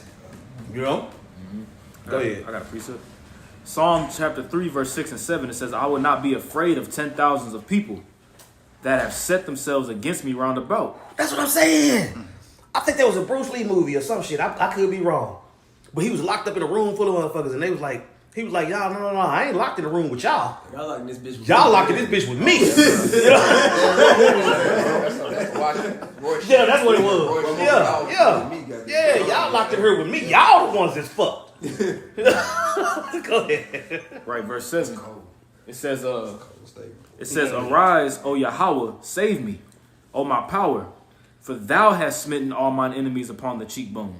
Thou hast broken the teeth of the ungodly. Mm-hmm. Salvation belongeth unto Yahweh. That's what I'm saying. Never lose sight that Yahweh Ba'Shem Yahweh Shai is in complete control. The minute you lose sight of that, it's going to be hard for you. Right. It's going to be real hard for you. Go ahead. It says, Salvation belongeth unto the Lord, Yahweh Ba'Shem Yahweh Shai. Thy blessing is upon thy people. Selah. That's it. That's it. You know what I'm saying? The Lord, look, when the Lord say, if I'm with you, who can be against you? He mean that. He mean that. And anybody that think he don't, it's going to get hard for you. It's going to get real hard. Yep. Go ahead. Verse 19, back in Judges 15, verse 19, it says, But the Most High clave a hollow place that was in the jaw, and there came water thereout. Man, so water came out of the jawbone that he used. To let that sink in. And just Work the miracle. Just let your mind sink in that. Remember Work how the miracle. water came out of a rock? Yeah. Right? So it says, and when he had drunk, his spirit came again. So after he drank the water, his spirit came back. Like, you know, that was Yahweh Shai. That's that was fighting for him, right. right? That living water. It says, and when he had drunk, his spirit came again, and he revived. He was ready for some more Philistines. Man. Yeah. The spirit quickened. He was ready for another 10 rounds. Yeah. Yo, let me get some of it. It's like, it's like Space Jam. It says Michael Jordan's secret stuff. You know what I'm saying? Like, he had that water and his whole spirit revived. Yep. But it says the spirit quickens and the flesh profits nothing. Once again, it's on. It says, wherefore he called the name thereof En Hakor, which is in Lehi unto this day. And I got it in the Hebrew if you want it. yeah. Strong's H5875, Ayun, which is the Hebrew word for I, and then Ha Kwa Wa Ra, which Korah means to like call out, you know what I'm saying? So like he called out for a well. And I is also like and the word for well and I is the same word. So like a well, like, you know, where you get water from, and I is the same. Like a fountain is like the same word. But that's basically what it means. A spring, it says a spring of one calling. Yeah. Wow. It says, which is in Lehi. That's what I'm saying. How do you not? Oh, for all you niggas that refuse to look up words, Right, exactly. fuck you too. Yeah. Go ahead. Verse 20, last verse. It says, and he judged Israel in the days of the... We ain't pulling no more punches with you motherfuckers either, man. Yep. Learn a bird. Read. And he judged Israel in the days of the Philistines 20 years. That's the end of chapter 15. Keep going. Yeah, let's keep going. Let's finish this thing up. This is the last chapter, right? Yeah. Okay. You want to read it? Yeah, I can read. Okay. Yeah, this is Judges 16:1. It says, then went Samson to Gaza, and saw there an harlot, and went in unto her. And it was told the Gazites, saying, Samson has come. I would say, now these women ain't Judah, but they are black women. Yeah. Go ahead. Yeah. Gaza, yeah, because Gaza is like, you know, the Gaza Strip. Yeah. That's still Philistia, if you will. So it says, and it was told the Gazites, saying, Samson has come hither. And they compassed him in, and laid wait for him all night in the gate of the city, and were quiet all the night, saying, in the morning, when it is day, we shall kill him. Mm-hmm. You know, so they plotting on Samson once again. Yeah. You know what I'm saying? But Samson was steps ahead of them. Yeah. You know what I'm saying? Because they talking about they gonna wait until in the morning to kill Samson. Shit, Samson dipped that way earlier. He didn't wait till in the morning after he did what he did. Go ahead. Yep. It says verse 3, and Samson lay till midnight and arose at midnight. That's what I'm saying. Yeah. Wait till in the morning. I'm not gonna wait till in the morning for y'all to kill me. Yeah. He got up out. He dipped. Yeah. You know what I'm saying? He hit a hoe and dipped. Yeah. hit a Philistine hoe and dipped. Yeah. Go ahead. Yeah. It says, and took the doors of the gate of the city. Because in the NLT, it actually say prostitute. Yeah. You know? Go ahead. Yeah. It says, and took the doors of the gate of the city and the 2 posts and went away with them. He just picked the shit up and walked off. Go ahead. Yep. It says, bar and all, and put them upon his shoulders and carried them up to the top of an hill. I'm talking about, bro, he was amongst the Philistines doing whatever he wanted to do. Yeah. Just terrorizing them. You know what I'm saying? And it continued to tell you that the Spirit of the Lord kept mightily being upon him. You know what I'm saying? Because when you go back to the beginning of the story, it's telling you that the Lord, he was hot against Philistines. Yeah. He raised up Samson to destroy the Philistines. Yeah. You see? And and through the Spirit of the Lord, Samson is being more and more and more and more antagonistic as the story goes. Yeah. Go ahead. Mm-hmm. Yep. It says, continuing on in verse 3, it says, he put them on his shoulders and carried them all the way to the top of the hill across from Hebron. So the gates of the city. Yeah. That's what, the gates. He was constantly provoking them because the Lord set him up to kick Philistine ass. Yeah. Read. Verse 4 says, sometime later, Samson fell in love with a woman named Delilah who lived in the valley of Sorek. I was saying she was so bold. Yeah. What's the best way? What's the best way for me to tie you up so my people can kill you? Yeah. Yeah. And then you gonna cry and beg all week with this one question. Mm-hmm. Yep. Go ahead. If I may, bro, I was getting hot reading this. Go ahead. Yeah, I'm gonna get the word Delilah real quick. Yeah. Yeah, exactly. Mm-hmm. Yeah. Strong's H. Like a cracker. Yeah. H 1807. Dal Yala. The root word is dalal, which means brought low. Excuse me. Brought low, not equal. To be low, right? So basically, that's the feminine way of saying that root word. She was a fucking scumbag. Yeah. Yep. Feeble, you know. And so going back to this verse here in verse 5. It says, the rulers of the Philistines went to her and said, entice Samson to tell you what makes him so strong. Now keep in mind, the Philistines had already plowed with Samson's heifer earlier in this account. Mm-hmm. And you see how he responded then. Mm-hmm. Go ahead. Yeah. Back in the KJV.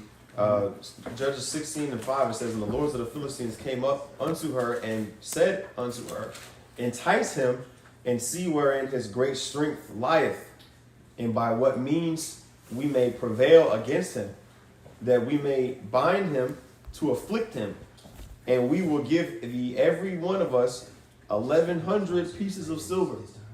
That's what I'm saying. So the last time they plowed with his heifer, they said, we're going to kill you and your daddy and we're going to burn y'all to death. Mm-hmm. This time they plowing with his heifer, they offering her money. Yeah. Yeah. You gonna quit plowing with Samson's heifer. Yeah. Yep.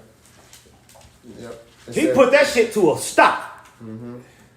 Go ahead. And it says, the rulers of the Philistines came to her. Like, it was a national thing. Like, yo, we got to kill this dude Samson. Like, bro, look how much he had done up to that point. Yeah. Yeah. You see, Samson was a migraine headache for their ass.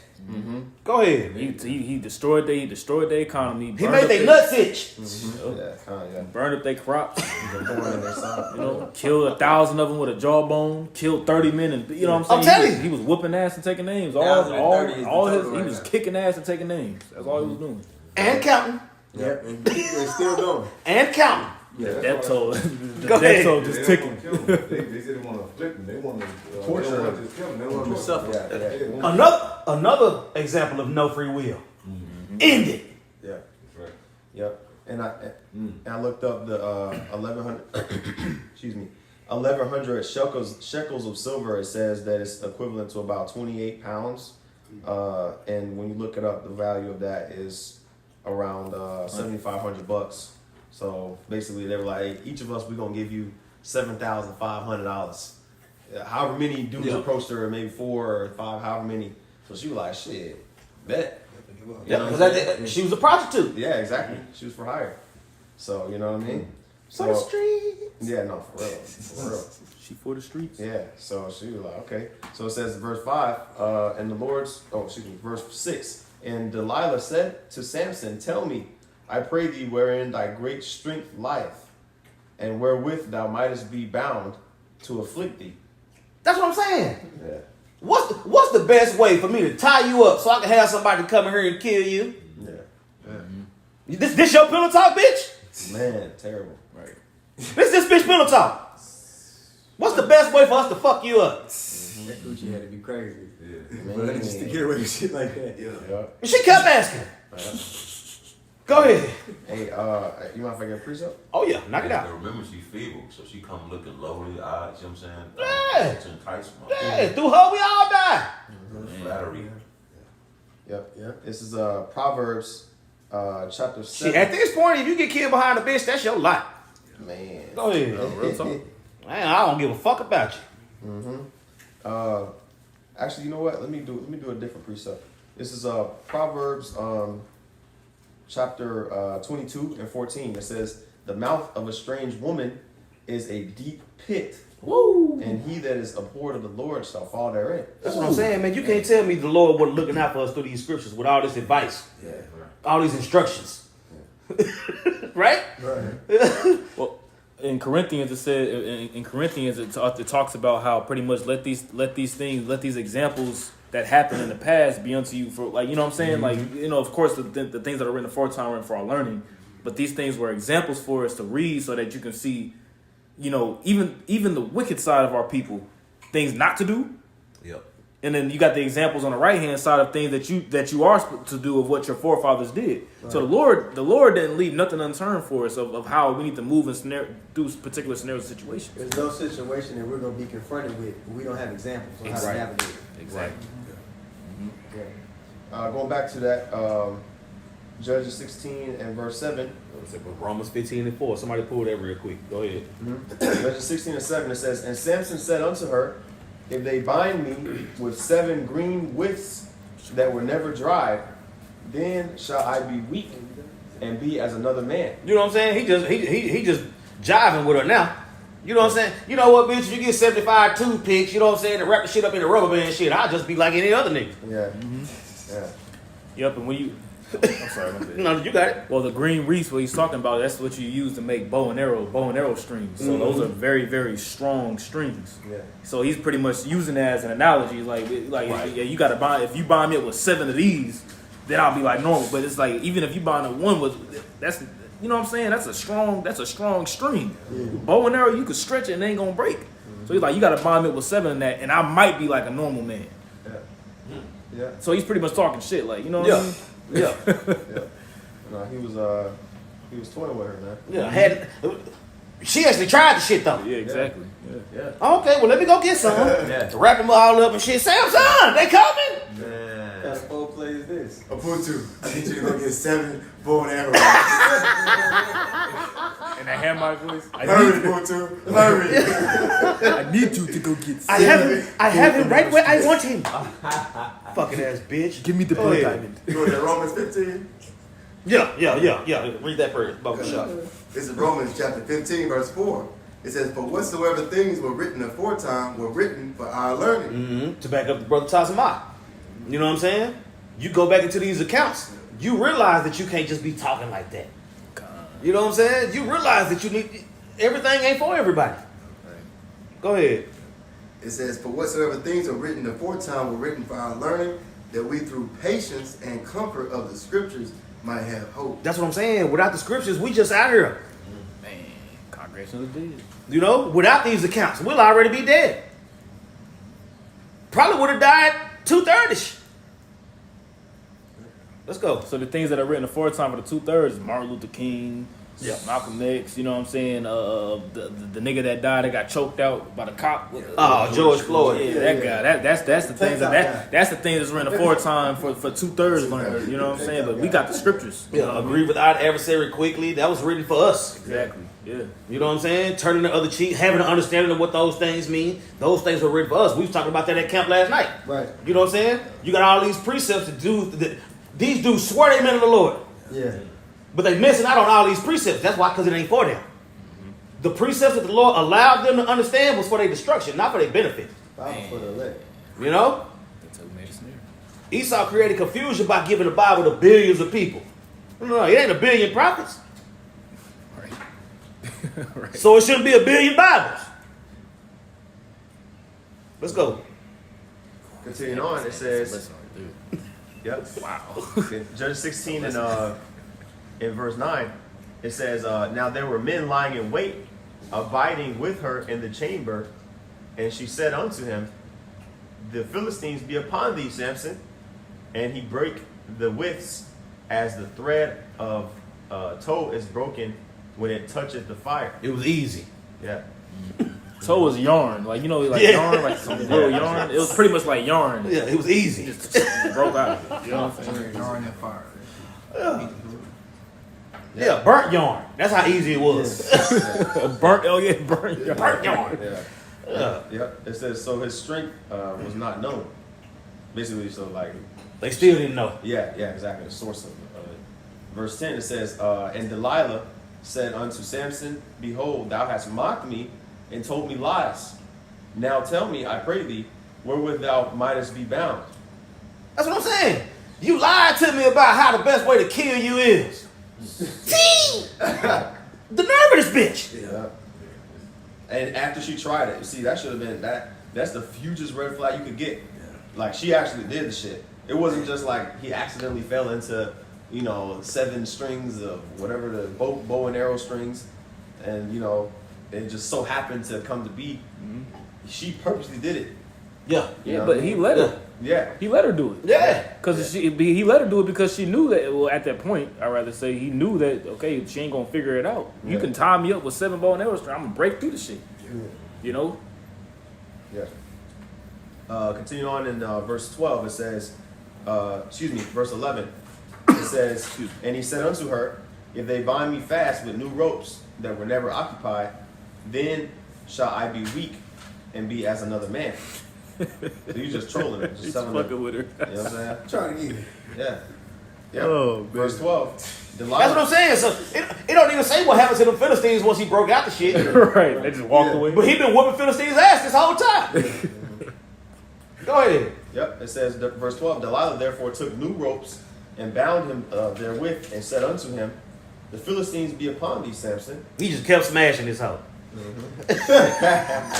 Yeah, because he knew that she couldn't she couldn't really harm him. You know what I'm saying? Yeah. So it was just like, I'm just gonna fuck with her. Go ahead. The Philistines be upon thee, Samson, and there were liars in wait abiding in the chamber, and he brake them from off his arms like a thread. Verse 13, and Delilah said unto Samson, hitherto thou hast mocked me and told me lies. Tell me wherewith thou mightest be bound. Why you won't tell me how to kill you? Yeah. It's like a James Bond movie. You know how he fucking the bitch that's trying to kill him? They never win. They never win. Yeah. So clearly Delilah didn't hear about the first wife he had that got burnt up with her father. Yeah, she ain't know. Mm-hmm. She clearly didn't hear it. Unless she thought she had that type of game. Yeah. Keep in mind, she a hoe trying to get paid. Yeah. Delilah was a hoe trying to get paid. Yep. Go ahead. It says, and he said unto her, if thou weavest the 7 locks of my head with the web, basically that's the answer that he gave. Like, all right, you gotta braid up my locks. You know what I'm saying? It says, verse 14, and when and she fastened it with a pin and said unto him, the Philistines be upon thee, Samson. And he awaked out of his sleep and went away with the pin of the beam and with the web. Yep. So basically, it didn't work. Right. Right. It says Pretty much what he did was he pulled like in the beam of your web is talking about like you had something that was holding your hair in, so he took it out and that's what he used to take them out. That pretty much something for your hair. Yep. Is what he He used. whooped the niggas with a He hair whipped their ass Yeah. with a hairpin, pretty much, for lack of better words. Yep. Now keep in mind, Delilah ain't getting no smarter seeing all this shit. Bitch ain't got no smarter. Go ahead. Yep. All right. It says, verse 15, and she said unto him, How canst thou say, I love thee, when thine heart is not with me? Thou hast mocked me these 3 times, and hast not told me wherein thy great strength lieth. That's what I'm saying, but she trying to get him killed. But that's why the scripture said, don't reveal if everything turned out alive in thy bosom. Yeah, we brought that out right before you walked in, Quad. Good. Go ahead. Yep. It says verse 16. And it came to pass when she pressed him daily with her words. That's what I'm saying. That's how you know that the Lord was working. Because Samson, the first time his wife pissed him off, he left and went back home. Yeah. Then you had all these other times to where he could have left, but he didn't. Why? Because the Lord set him up to do what he did. The Lord set him up to destroy the Philistines. You see? And the thing was, with all this nagging and all that type of shit, what that was doing was fleshly building up Samson's spirit to be pissed off. And then the Lord would intervene from that point. They would piss Samson off, but then the Lord would jump on Samson to do his will. You see? It talked about she got on his nerves. She was nagging all week. And, and finally he was like, fuck, bitch, damn. Here it is. And that still led to more what? Dead fucking Philistines. Let's go. Man, when you stay with a woman, man, and she constantly nagging you about some shit, what was the scripture talk about? It's better to dwell in Proverbs. No, that's Sirach 26. Yeah, I'd rather dwell with a dragon or a lion, or I'd rather live on top of the roof. Not necessarily only on top of the roof. It said the corner of the roof. Like you on the corner, you on the far corner of the roof. Like where you on the edge where you fall. I'd rather be in all kind of danger than be over there. You know what I'm saying? Give me danger. Shit. Go ahead. Yep. It says in the middle of verse 16, and urged him so that his soul was vexed unto death. He's like, man, shit. Annoyed, like, God damn. Damn, bitch. Man. Damn, you really ain't gonna stop. Man. You know what? Since you're not gonna stop, I'm just gonna have to kill every fucking body. Because that's what ended up happening. Go ahead. You done made me kill every goddamn body. All I wanted was a box. Look at all these damn dead Philistines shit. All because you was pissing me off. Fucking ass bitches, man. Go You ahead. could have told her. You could have told her. Don't go messing with a country boy. Man. Verse 17, it says he was vexed unto death, that he told her all his heart, and said unto her, there hath not come a razor. Bro, so can you imagine how much Eve got on Adam nerves? Oh my gosh. Hey, the serpent plowed with his heifer. The serpent plowed with Adam's heifer. Fuck the whole world up. You should have told her that. You should have heifer. You know what I'm saying? You should have told her. I'm telling you nothing, heifer. Go ahead. Yeah. Like Gordon Ramsay, you fucking lazy cow. That's a heifer. Yeah. Go ahead. Yep. He be cussing their ass out, man. I think he a Jake. Yeah, I think Gordon Ramsay a Jake. I think he is too. People get to fucking up. He be like, "Oh my Lord, oh my God, fuck off." Oh my God, yeah, he called the Lord too much to be an Edomite. Fuck off, you cunt. Yeah. Damn. Start using that word again. Yeah. Yep. It Big says Shirley and Heifer. Heifer, please. Heifer and Big Shirley. Yeah. Oh, yeah. Go ahead. It says, and he said unto her, there hath not come a razor upon mine head, for I have been a Nazarite unto the Most High from my mother's womb. You know what I'm saying? This is the pillow talk. This outlawed. Yeah. You know what I'm saying? Because when he was just trolling and bullshit, it was all good. Go ahead. Shit. If I be shaven, then my strength will go from me. You know what I'm saying? And at the conclusion of all these different things, you understand that it wasn't in his hair, it was in the vow. Exactly. You know what I'm saying? He was dedicated to the Lord before he grew a speck of hair. It wasn't about the hair. You see? He was dedicated to the Most High before he was born. It's about the oath. It's about that. It's about the oath. Go ahead. Yep, it says, and I shall become weak and be like any other man. Verse 18. And when Delilah saw that he had told her all his heart, she sent and called for the lords of the Philistines. I got this nigga. Got him. I got him. Boo-too. I'm finna get these bread. She hitting you with the Yeah. yeah. Yeah. Was it Johnny Manziel? She hit me with the money sign. Yeah. I'm gonna get paid. Yeah. Fucking ass bitch. She had to sell no box for the next 3 months. And was probably still selling it. Right. Because they say hoes don't run out of money. Man. Yep. Go ahead. Yep. It says she sent and called for the Philistines, saying, And that was before pimps too. Anyway, nothing. Sloppy. Come up this once, for he hath showed me all his heart. Then the lords of the Philistines came up unto her and brought the money in her hand. They was ready. They were like, finally, man. Shit. Yeah. Yes. Right, Cha-ching. Yeah. God damn. That's like, Yeah. man, about time. Shit. Yep. Verse 19. And she made him sleep upon her knees. Ooh, he was resting between her legs. You Right. know, you laying with a woman he was between her chilling. legs. Like, He was oh chilling. my God. She rubbing your head. He was chilling. She over there. He like that rub, that head rub. He was just chilling. He was Yeah. going to sleep. Oh my God, he was out of there. Yeah. Woo, man, that's a bad position to be in. Yeah. Yeah, he was out there. Damn it, boy.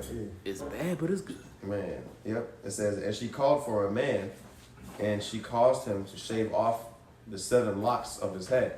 Oh, can we say something about this locks thing? Because people try to use this. Yeah, absolutely. Yeah. When you go into that word locks real quick, because people like say, oh, dreadlocks. Samson had dreadlocks. We can have dreadlocks. The word for locks is Strong's H4253. It says ma chalapa.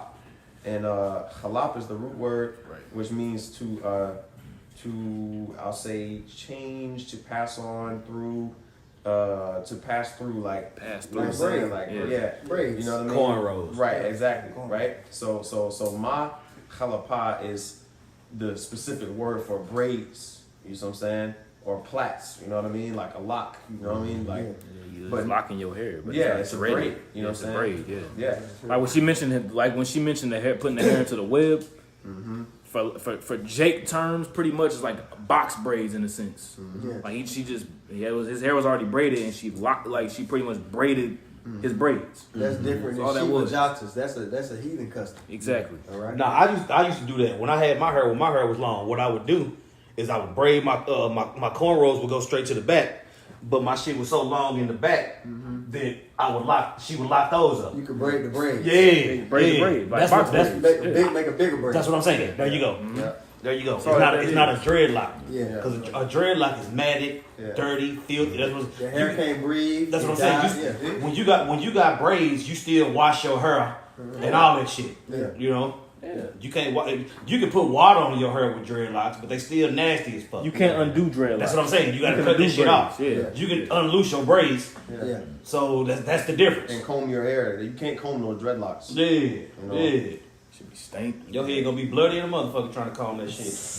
Yeah. Good luck. Go ahead. Yep. Going back to the verse verse 19.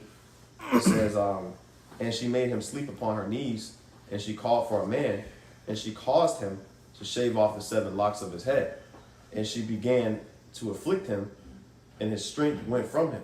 Mm-hmm. Now, mind you, the Lord is the one that put him upon that sleep. Like, you know, when you sleep, like you ever see a child sleep while getting their hair cut? Yeah. Like that has to be a special spirit on you for you to fall asleep while you're getting your hair cut. You're tired. You're It's like exhausted. you are tired, exhausted, and they're just cutting his hair off and he just sleep. Yeah. Razor. Yeah. You know, with a razor though. Not you ain't had no electric clippers. You know, no, like razor. Well, after you lay, there's times after you lay with a woman where you just kind of tired. You done. Sleep. Yeah. You done. You be out of there. Yeah, you be out there. Yeah. Yeah. So this is the Lord still working through Samson, like as you've been saying, this is still the Lord still working through Samson. Yep. Because ultimately, as we read earlier, he had an occasion against the Philistines. So this is what the Lord is doing to bring forth that occasion. He put him in a trick bag. Yeah, exactly. He put him in a trick bag. You know what I'm saying? Even though he had to take his spirit out of Samson, for Samson to be have his eyes gouged out and all those different things that happened, you know what I'm saying? That still led up to more dead Philistines. Exactly. Yeah. That's the common theme. Yeah. Dead Philistines. Man. Let's go. Yep. So when it says she began to afflict him and his strength went from him, basically, he started to lose that strength that he had. You know what I'm saying? That he began to grow weak, basically. You know what I mean? Yep. And I was saying the Lord did that so he could work a miracle later. Yeah. Yep. You know what I'm saying? Because Samson was swagged up by that point.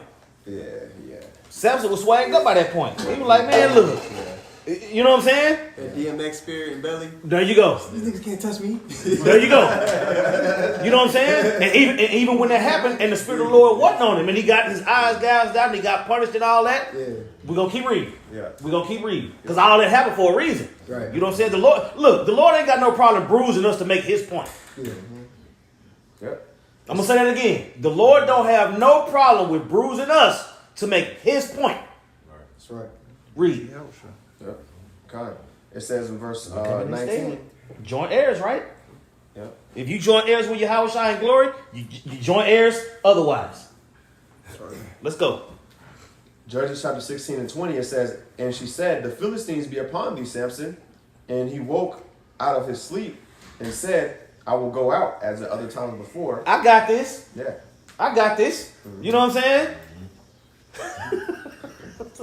Ah, shit. He broke out everything else she came with. Mm-hmm. Go ahead. Yep. It says, and shake myself, meaning like, she thought he tied him up. So he was like, okay, I'll just get out this shit. It says, and he knew, and he wist not that the Lord was departed from him. That's what I'm saying. I'm going to bust out of this stuff. You know what I'm saying? Yeah. And then when he realized he couldn't, you know? Yep. Oh, shit. He felt that breeze. You know what I'm saying? Oh, shit.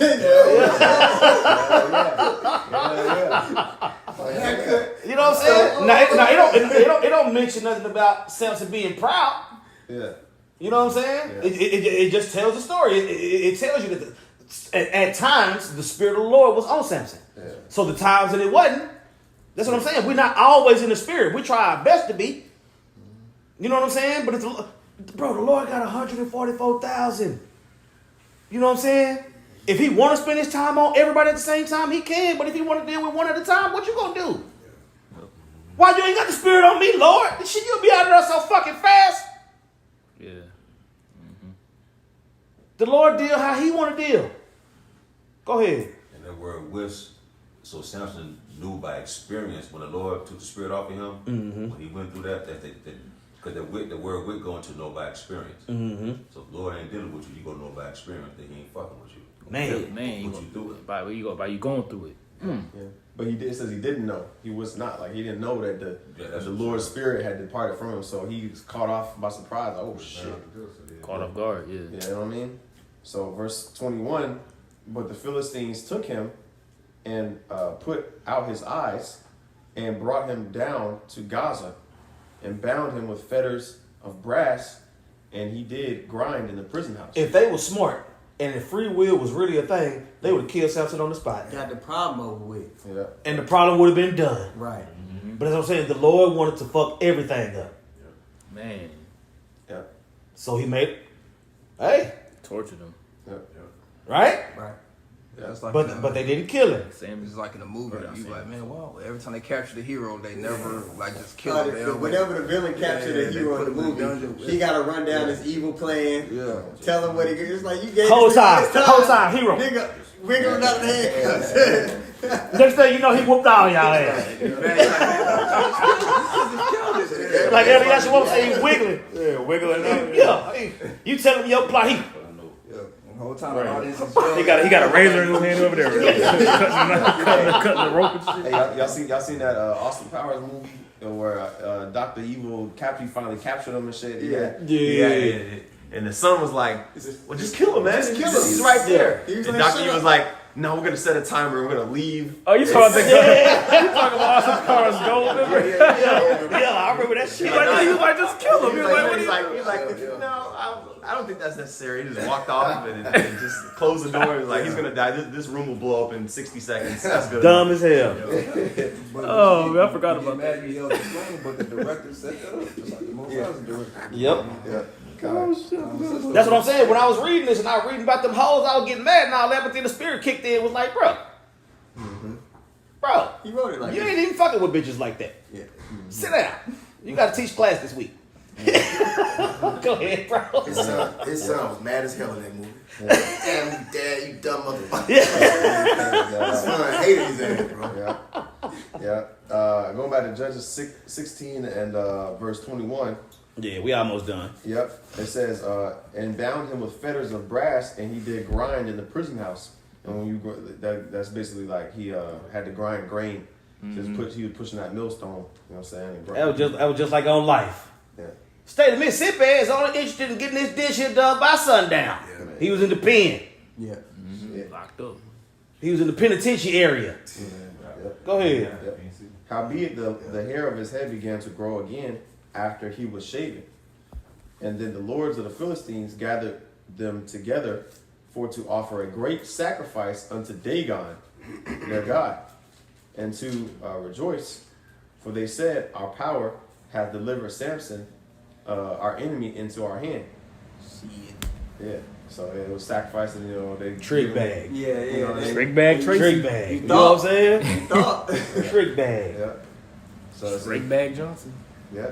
Verse 24, and when the people saw him, they praised their God, lowercase g. For they said, our God hath delivered into our hands our enemy. I was saying, but what had really happened?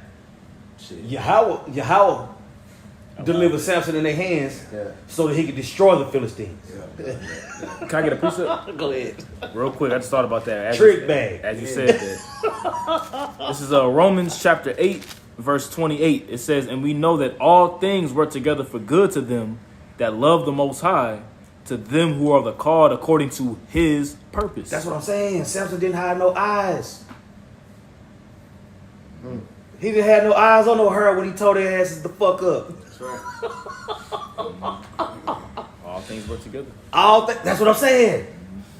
All this time the Lord was. This whole account started with the Lord being mad at the Philistines. So he put a plan of action in order to get rid of them. That's the same thing he doing with these Edomites, bro. Yeah. They the new Philistine. Right. Yeah. Yeah. They the new Philistine. Yeah. We the new Samson. Yeah. Right? Yeah. And we got that stone. Let's go. Yeah.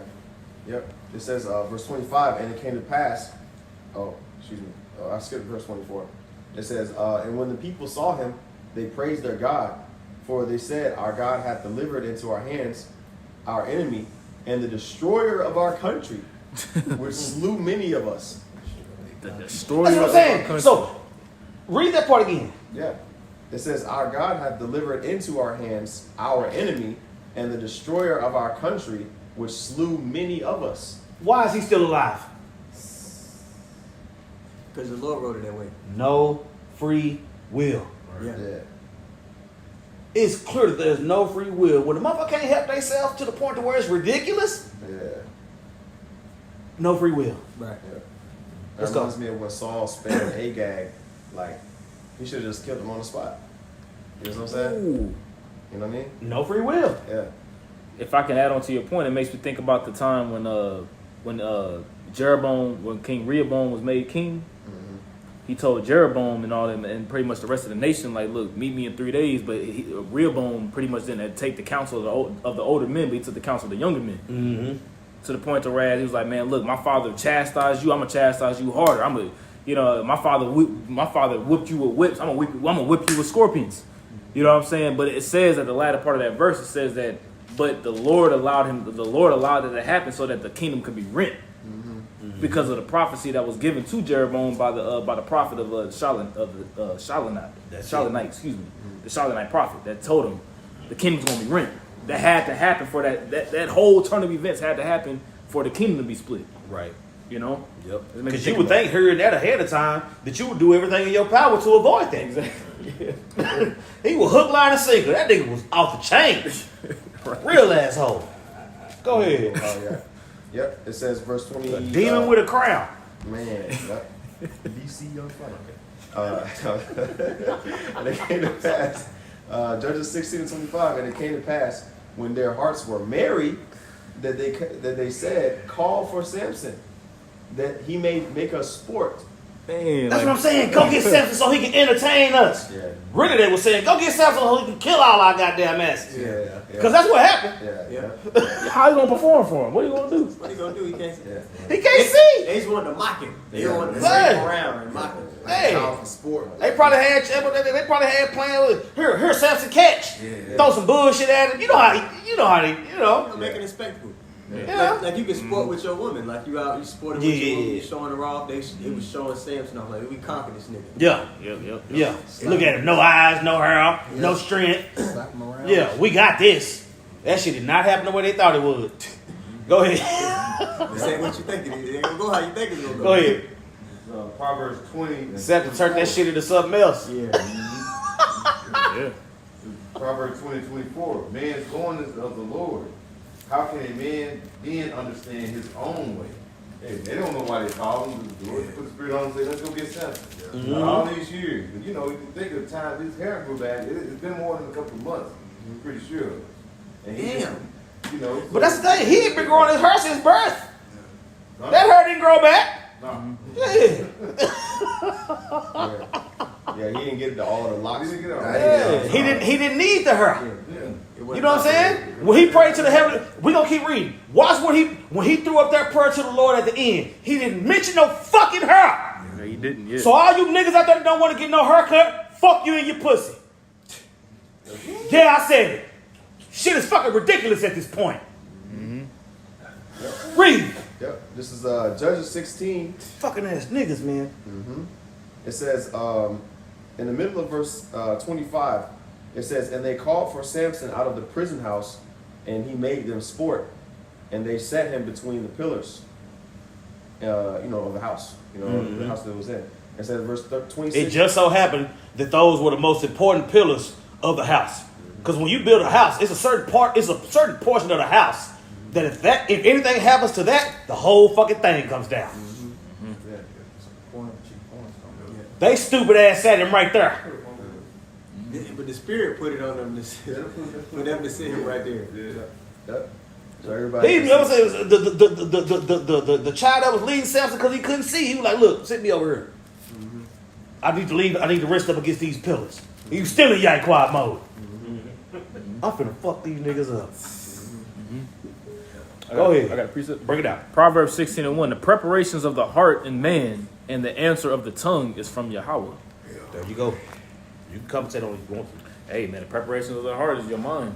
So how your mind is prepared and the words that you speak, the things that they was telling them, like, yeah, actually, as a matter of fact, go ahead and set them on these two pillars. That was all from the Lord. Yeah. That's it. Go ahead. Yep. Verse 26. And Samson said unto the lad that held him by the hand, suffer me that I may feel the pillars whereupon the house standeth, that I may lean upon them. Now the house was full of men and women, and all the lords of the Philistines were there. That's what I'm saying. He used Samson to cut off the head of the snake. Yep. He used Samson to step on that goddamn snake's head. Yeah. Let's go. It says, and there were upon the roof about 3,000 men and women turning up. Bro, that's a lot of people. Hell yeah, in the house. That's a lot of people. Shit, man, bro, you can't even fit that in what's the maximum occupancy, Yeah. be like 100. So 3,000? They in fire hazard mode. Yeah, no, for real. That was that little last house. Yeah, no, them niggas in the mansion. Right? It says that there were upon the roof that was just only on the roof. There were upon the roof about 3,000 men and women that beheld while Samson made sport. Verse 28. And Samson called unto the Lord, Yahweh Shem Shai, and said, O Lord, my power, remember me, I pray thee, and strengthen me, I pray thee, only this once. That's what I'm saying. Did he say, let my hair grow back, put my eyes back in so I can see it? None of that. Go ahead. It says, only this once, O my power, that I may be at once avenged of the Philistines for my 2 eyes. That's what I'm saying. Just this one time, Lord. Just this one time. Yeah. Let me die with these. I die with these bastards. If it's your will, Lord. Kill these fuck niggas. bro, they gouged his eyes out. I mean, come on, like what? A blind man. Let's be honest. You know what I mean? Shit, bro, you handicapped for life. You know what I'm saying? Yeah. He was at that point. Shit, he probably was happy to take that route. Yeah. You know what I'm saying? That you know he lost his strength. He lost his eyesight. He ain't have nothing to lose. That's what I'm saying. The Lord put the strength on me one last time to do your will. Yeah. That's the spirit we gotta be in, bro. Right. Yeah. That's the spirit we gotta be in. Look, I can't count how many times I done told y'all. I'm short, fat, I done wrote all over my body. Weed smoking my lungs from 20 fucking years ago. I can't do nothing else in this body but prophesy. Mm-hmm. And I don't want shit else. Mm-hmm. If you ain't in that spirit, this ain't for you. Yep. Go ahead. This is Judges 16 and 29. And Samson took hold of the two middle pillars upon which the house stood, and on which it was borne up, of the one with his right hand, and of the other with his left. And Samson said, "Let me die with the Philistines." And he bowed himself with all his might, all his might, and the house fell upon the lords and upon all the people that were therein. So the dead which he slew at his death were more than they which he slew in all his life. God dang. Bro, he killed thousands of Philistines because the Lord wanted him to. Yep. In a matter of seconds. You know what I'm saying? Yeah. One time. I was saying at one point in time you had the body count up to 1,000 and something. 1,030. You know what I'm saying? Yeah. 3,000. Yeah. Yeah, it was 3,000 on the roof, so you know more people in the Yeah, house. on the bottom, that's just on the roof. The pillars was holding the roof up, but there's more people. He was on the bottom. Yeah. You know. Let's go on and finish up. Yep, verse 31, last verse, it says, Then his brethren and all the house of his father came down and took him and brought him up and buried him between Zorah and Eshtaol in the burying place of Manoah his father. Hey, he rested with his fathers. Mm-hmm. After all that, he rested with his fathers, man. Yeah. That's what I'm saying, man. If these scriptures don't do none of you, man, fuck you, dog. Like, for real, for real. All these niggas using the Bible for their own gain and being bitches. That's why 2/3 of Israel got to be cut off and fucking die. I don't got nothing else. Yep. Hey, it says he judged Israel 20 years. So the Lord had that spirit on Samson, you know what I mean, to wreak havoc on the Philistines for 20 years, bro. Yep. You know? So imagine when the Lord give us those you know, spiritual powers, man. Like talk about in Isaiah, you know, how we gonna be like basically mount up with wings. You know what I'm saying? Let me get that scripture real quick.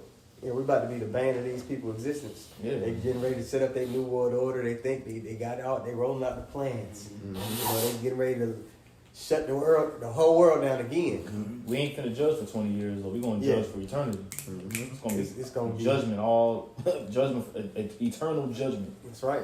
Forever. We gonna get to have day one everything that they fighting to have. They want immortality, so they trying to do it through AI. We get it. Just the Lord is gonna give it to us. Right. Dominion over the earth, getting the venture out. Yep. Yeah, man. Yeah, we're held spiritually on it right now with this doctrine. Yep. So it's going to manifest physically eventually. Yeah. I got the precept in Isaiah 40. Isaiah 40 and 29, it says, He giveth power to the faint, and to them that have no might, He increaseth strength. That's us right now. We feeble, you know what I mean? Yeah. You know, we weak physically right now, right? But the Most High, it give you that power. It says, even the youths shall faint and be weary, which that's us right now in these feeble bodies, right? It says, and the young men shall utterly fall, but they that wait upon Yahweh Ba'ashem Yahushai shall renew their strength and shall mount up with wings as eagles. They shall run and not be weary. They shall walk and not faint. Samson was as small example of that. That's just one man. He was able to take down a whole fucking, He dismantled. He was used to dismantle an entire nation. Yeah. You see? So come on, man. Think about that. You know? But that's all I had. Yeah, I mean that's heavy, man. You know what I'm saying? It goes to show you that Yahweh Bashim Shai can take down he can take down many by small numbers. The Lord don't need, you know what I'm saying? The Lord doesn't need the whole nation of Israel. No, that's why through the 144,000, it's the whole world is going to be, you know, beginning with the spirit that Yahweh Bashim Shai placed upon 144,000. Right. The whole world is completely changing. You know, it's going to be completely turned. 144,000 robots. You know what I'm saying? 144,000 robots just wiping clean the whole earth in righteousness, man. Hey, I got a precept, bro. All right, this is Micah chapter 5, verse 7. It says, "And the remnant of Jacob," which we know is talking about the 144, "shall be in the midst of many people as a dew from the Lord." So like think about like an army, you know what I'm saying? A mobilization of an army. You know what I mean? It says, "And the showers upon the grass." And dew covers the whole ground. Yeah. Like it covers everything. When you look and you see a dewy ground, it's not like you just see dew on one part and then everything else is dry. Right. Ain't no dew patches. Yeah, exactly. Yep. It says, "As showers upon the grass that tarrieth not for man, nor waiteth for the sons of men. And the remnant of Jacob shall be among the Gentiles, in the midst of many people, as a lion among the beasts of the forest." So, lion is an apex predator, right? And these heathen, these other nations, we're going to be like a lion to them, right? Amongst, you know, a lion come across any other animal, that other animal is not finna win. All right, if it's one-on-one, you know what I mean? It says, "As a young lion among the flocks of sheep, who if he go through, both treadeth down and teareth in pieces, and none can deliver." Right? So we have this illustration of Samson's life, you know, basically being that example of a young lion going through flocks of sheep, and they couldn't do nothing. They couldn't do anything to abate his strength, but it was from the Lord, though. You see? So, you know, just a couple of precepts came to mind. I got one. It's Revelation chapter 20 and verse 4, and it says, "And I saw thrones, and they sat upon them, and judgment was given unto them." Talking about what? The Israelites, as Yahushua was telling Peter in Matthew 19, about what we receive if we put away our life and follow his ministry. You know, it says, "Judgment was given unto them, and I saw the souls of them that were beheaded for the witness of Yahushua and for the word of the Most High." And we are the ones, you know, Lord willing, we make it to the end. Some of us have to settle that, you know, that martyr death, or some of us will have to get changed without seeing death, you know. But it says, "For the witness of Yahushua," which is the main pivotal point we doing this for. As we reading these scriptures aforetime by our learning to build our faith up to that point, you know. It says, "For the word of the Most High," the scriptures, "and which had not worshipped the beast, neither his image, neither had received his mark upon their foreheads." And this modern day Philistine, these Edomites, you know, the rulers of modern day Egypt, America, which is Babylon, this is what they're going to track everybody down to do. Worship the beast, worship the image, you know, this false Christianity, feminism, and all this democracy and this bullshit. You see, neither had received his mark upon their foreheads, that MOTB, which is finna wind down too, you know, or in their hands. And they lived and reigned with a Mashiach 1,000 years. You know, going into how y'all was just talking about that rulership gonna be set up again. You know, we gonna be ruling over these devils and these freaking peons, these freaking Hamites, the Philistine, with that rod of iron, bro. You know, it ain't gonna have to be another time where we have to, Lord, give me a drink, I'm thirsty, I'm almost dead. Nah, right. It's gonna be eternity rod upon these niggas' head, bro. That's right. You know. If the Lord ain't raising up just a judge in the land, the Lord is raising up 144,000 judges. That's right. At the same time. According to the law. Yep. Anybody else got anything? Just that first Maccabees 2:50, it says, "My sons, give your lives for the covenant of your fathers." All right, so you shall receive great honor and an everlasting name. So that's what we auditioning for kingship. Matter of fact, somebody get a get a second Ezra 2. Yeah, let's finish off that on that. Yeah, let's finish off on that. I'll get it. This is Sirach, the second chapter. Excuse me, second Ezra is the second chapter, verse. Verse 42. It says, "I Ezra saw upon Mount Zion a great people, whom I cannot number, and they all praise the Lord with songs. And in the midst of them there was a young man of a high stature." Oh, so that's the elect. Go ahead. Taller than all the rest, and upon every one of their heads he set crowns and was more exalted. And Yahushua crowning the elect, which I marveled at greatly. So I asked the angel and said, Sir, what are these? He answered and said unto me, These be they that have put off the mortal clothing and have put on the immortal, and have confessed the name of the Most High. That's what I'm saying, man.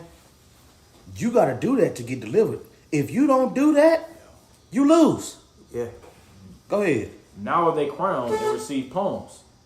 And then said I unto the angel, What young person is it that crowneth them and giveth them palms in their hand? So he answered and said unto me, It is the Son of the Most High, whom they confess in the world. Then began I greatly to commend them that stood so stiffly for the name of the Lord. That's what I'm saying. Yahweh shall come in the volume of the book, man. He's all through it. Yeah. He's all through it. And everybody that's a part of that ceremony, he dealt with them individually through the Spirit. Yeah. So you goddamn right we're going to defend this gospel to the best of our ability. God, that's right. You're not going to get to act like no bitch and get into the kingdom. Ain't no bitches going to be on the chariots. So you better get that bitch up out you now. Repent. That's right. That go for all of us. That's right. All of us still, bro, we got to repent every day. Man, Go ahead. last verse 48. Then the angel said unto me, Go thy way and tell thy people what manner of things and how great wonders of the Lord thy power thou hast seen. That's what I'm saying. And that's what we doing through the Spirit. Right. And the elect will be gathered because the Lord want it. Not because we sick of this shit. No, because the Lord want it. Right. So with that, we want to give all praises to Yahweh, Ba'ashem Yahushai, Ba'ashem Rakakwadash. double honors to the apostles and elders at Great Millstone. Peace and blessings to the Akim teacher about the Mayim Wa'amat. That's in sincerity and truth. Shalom.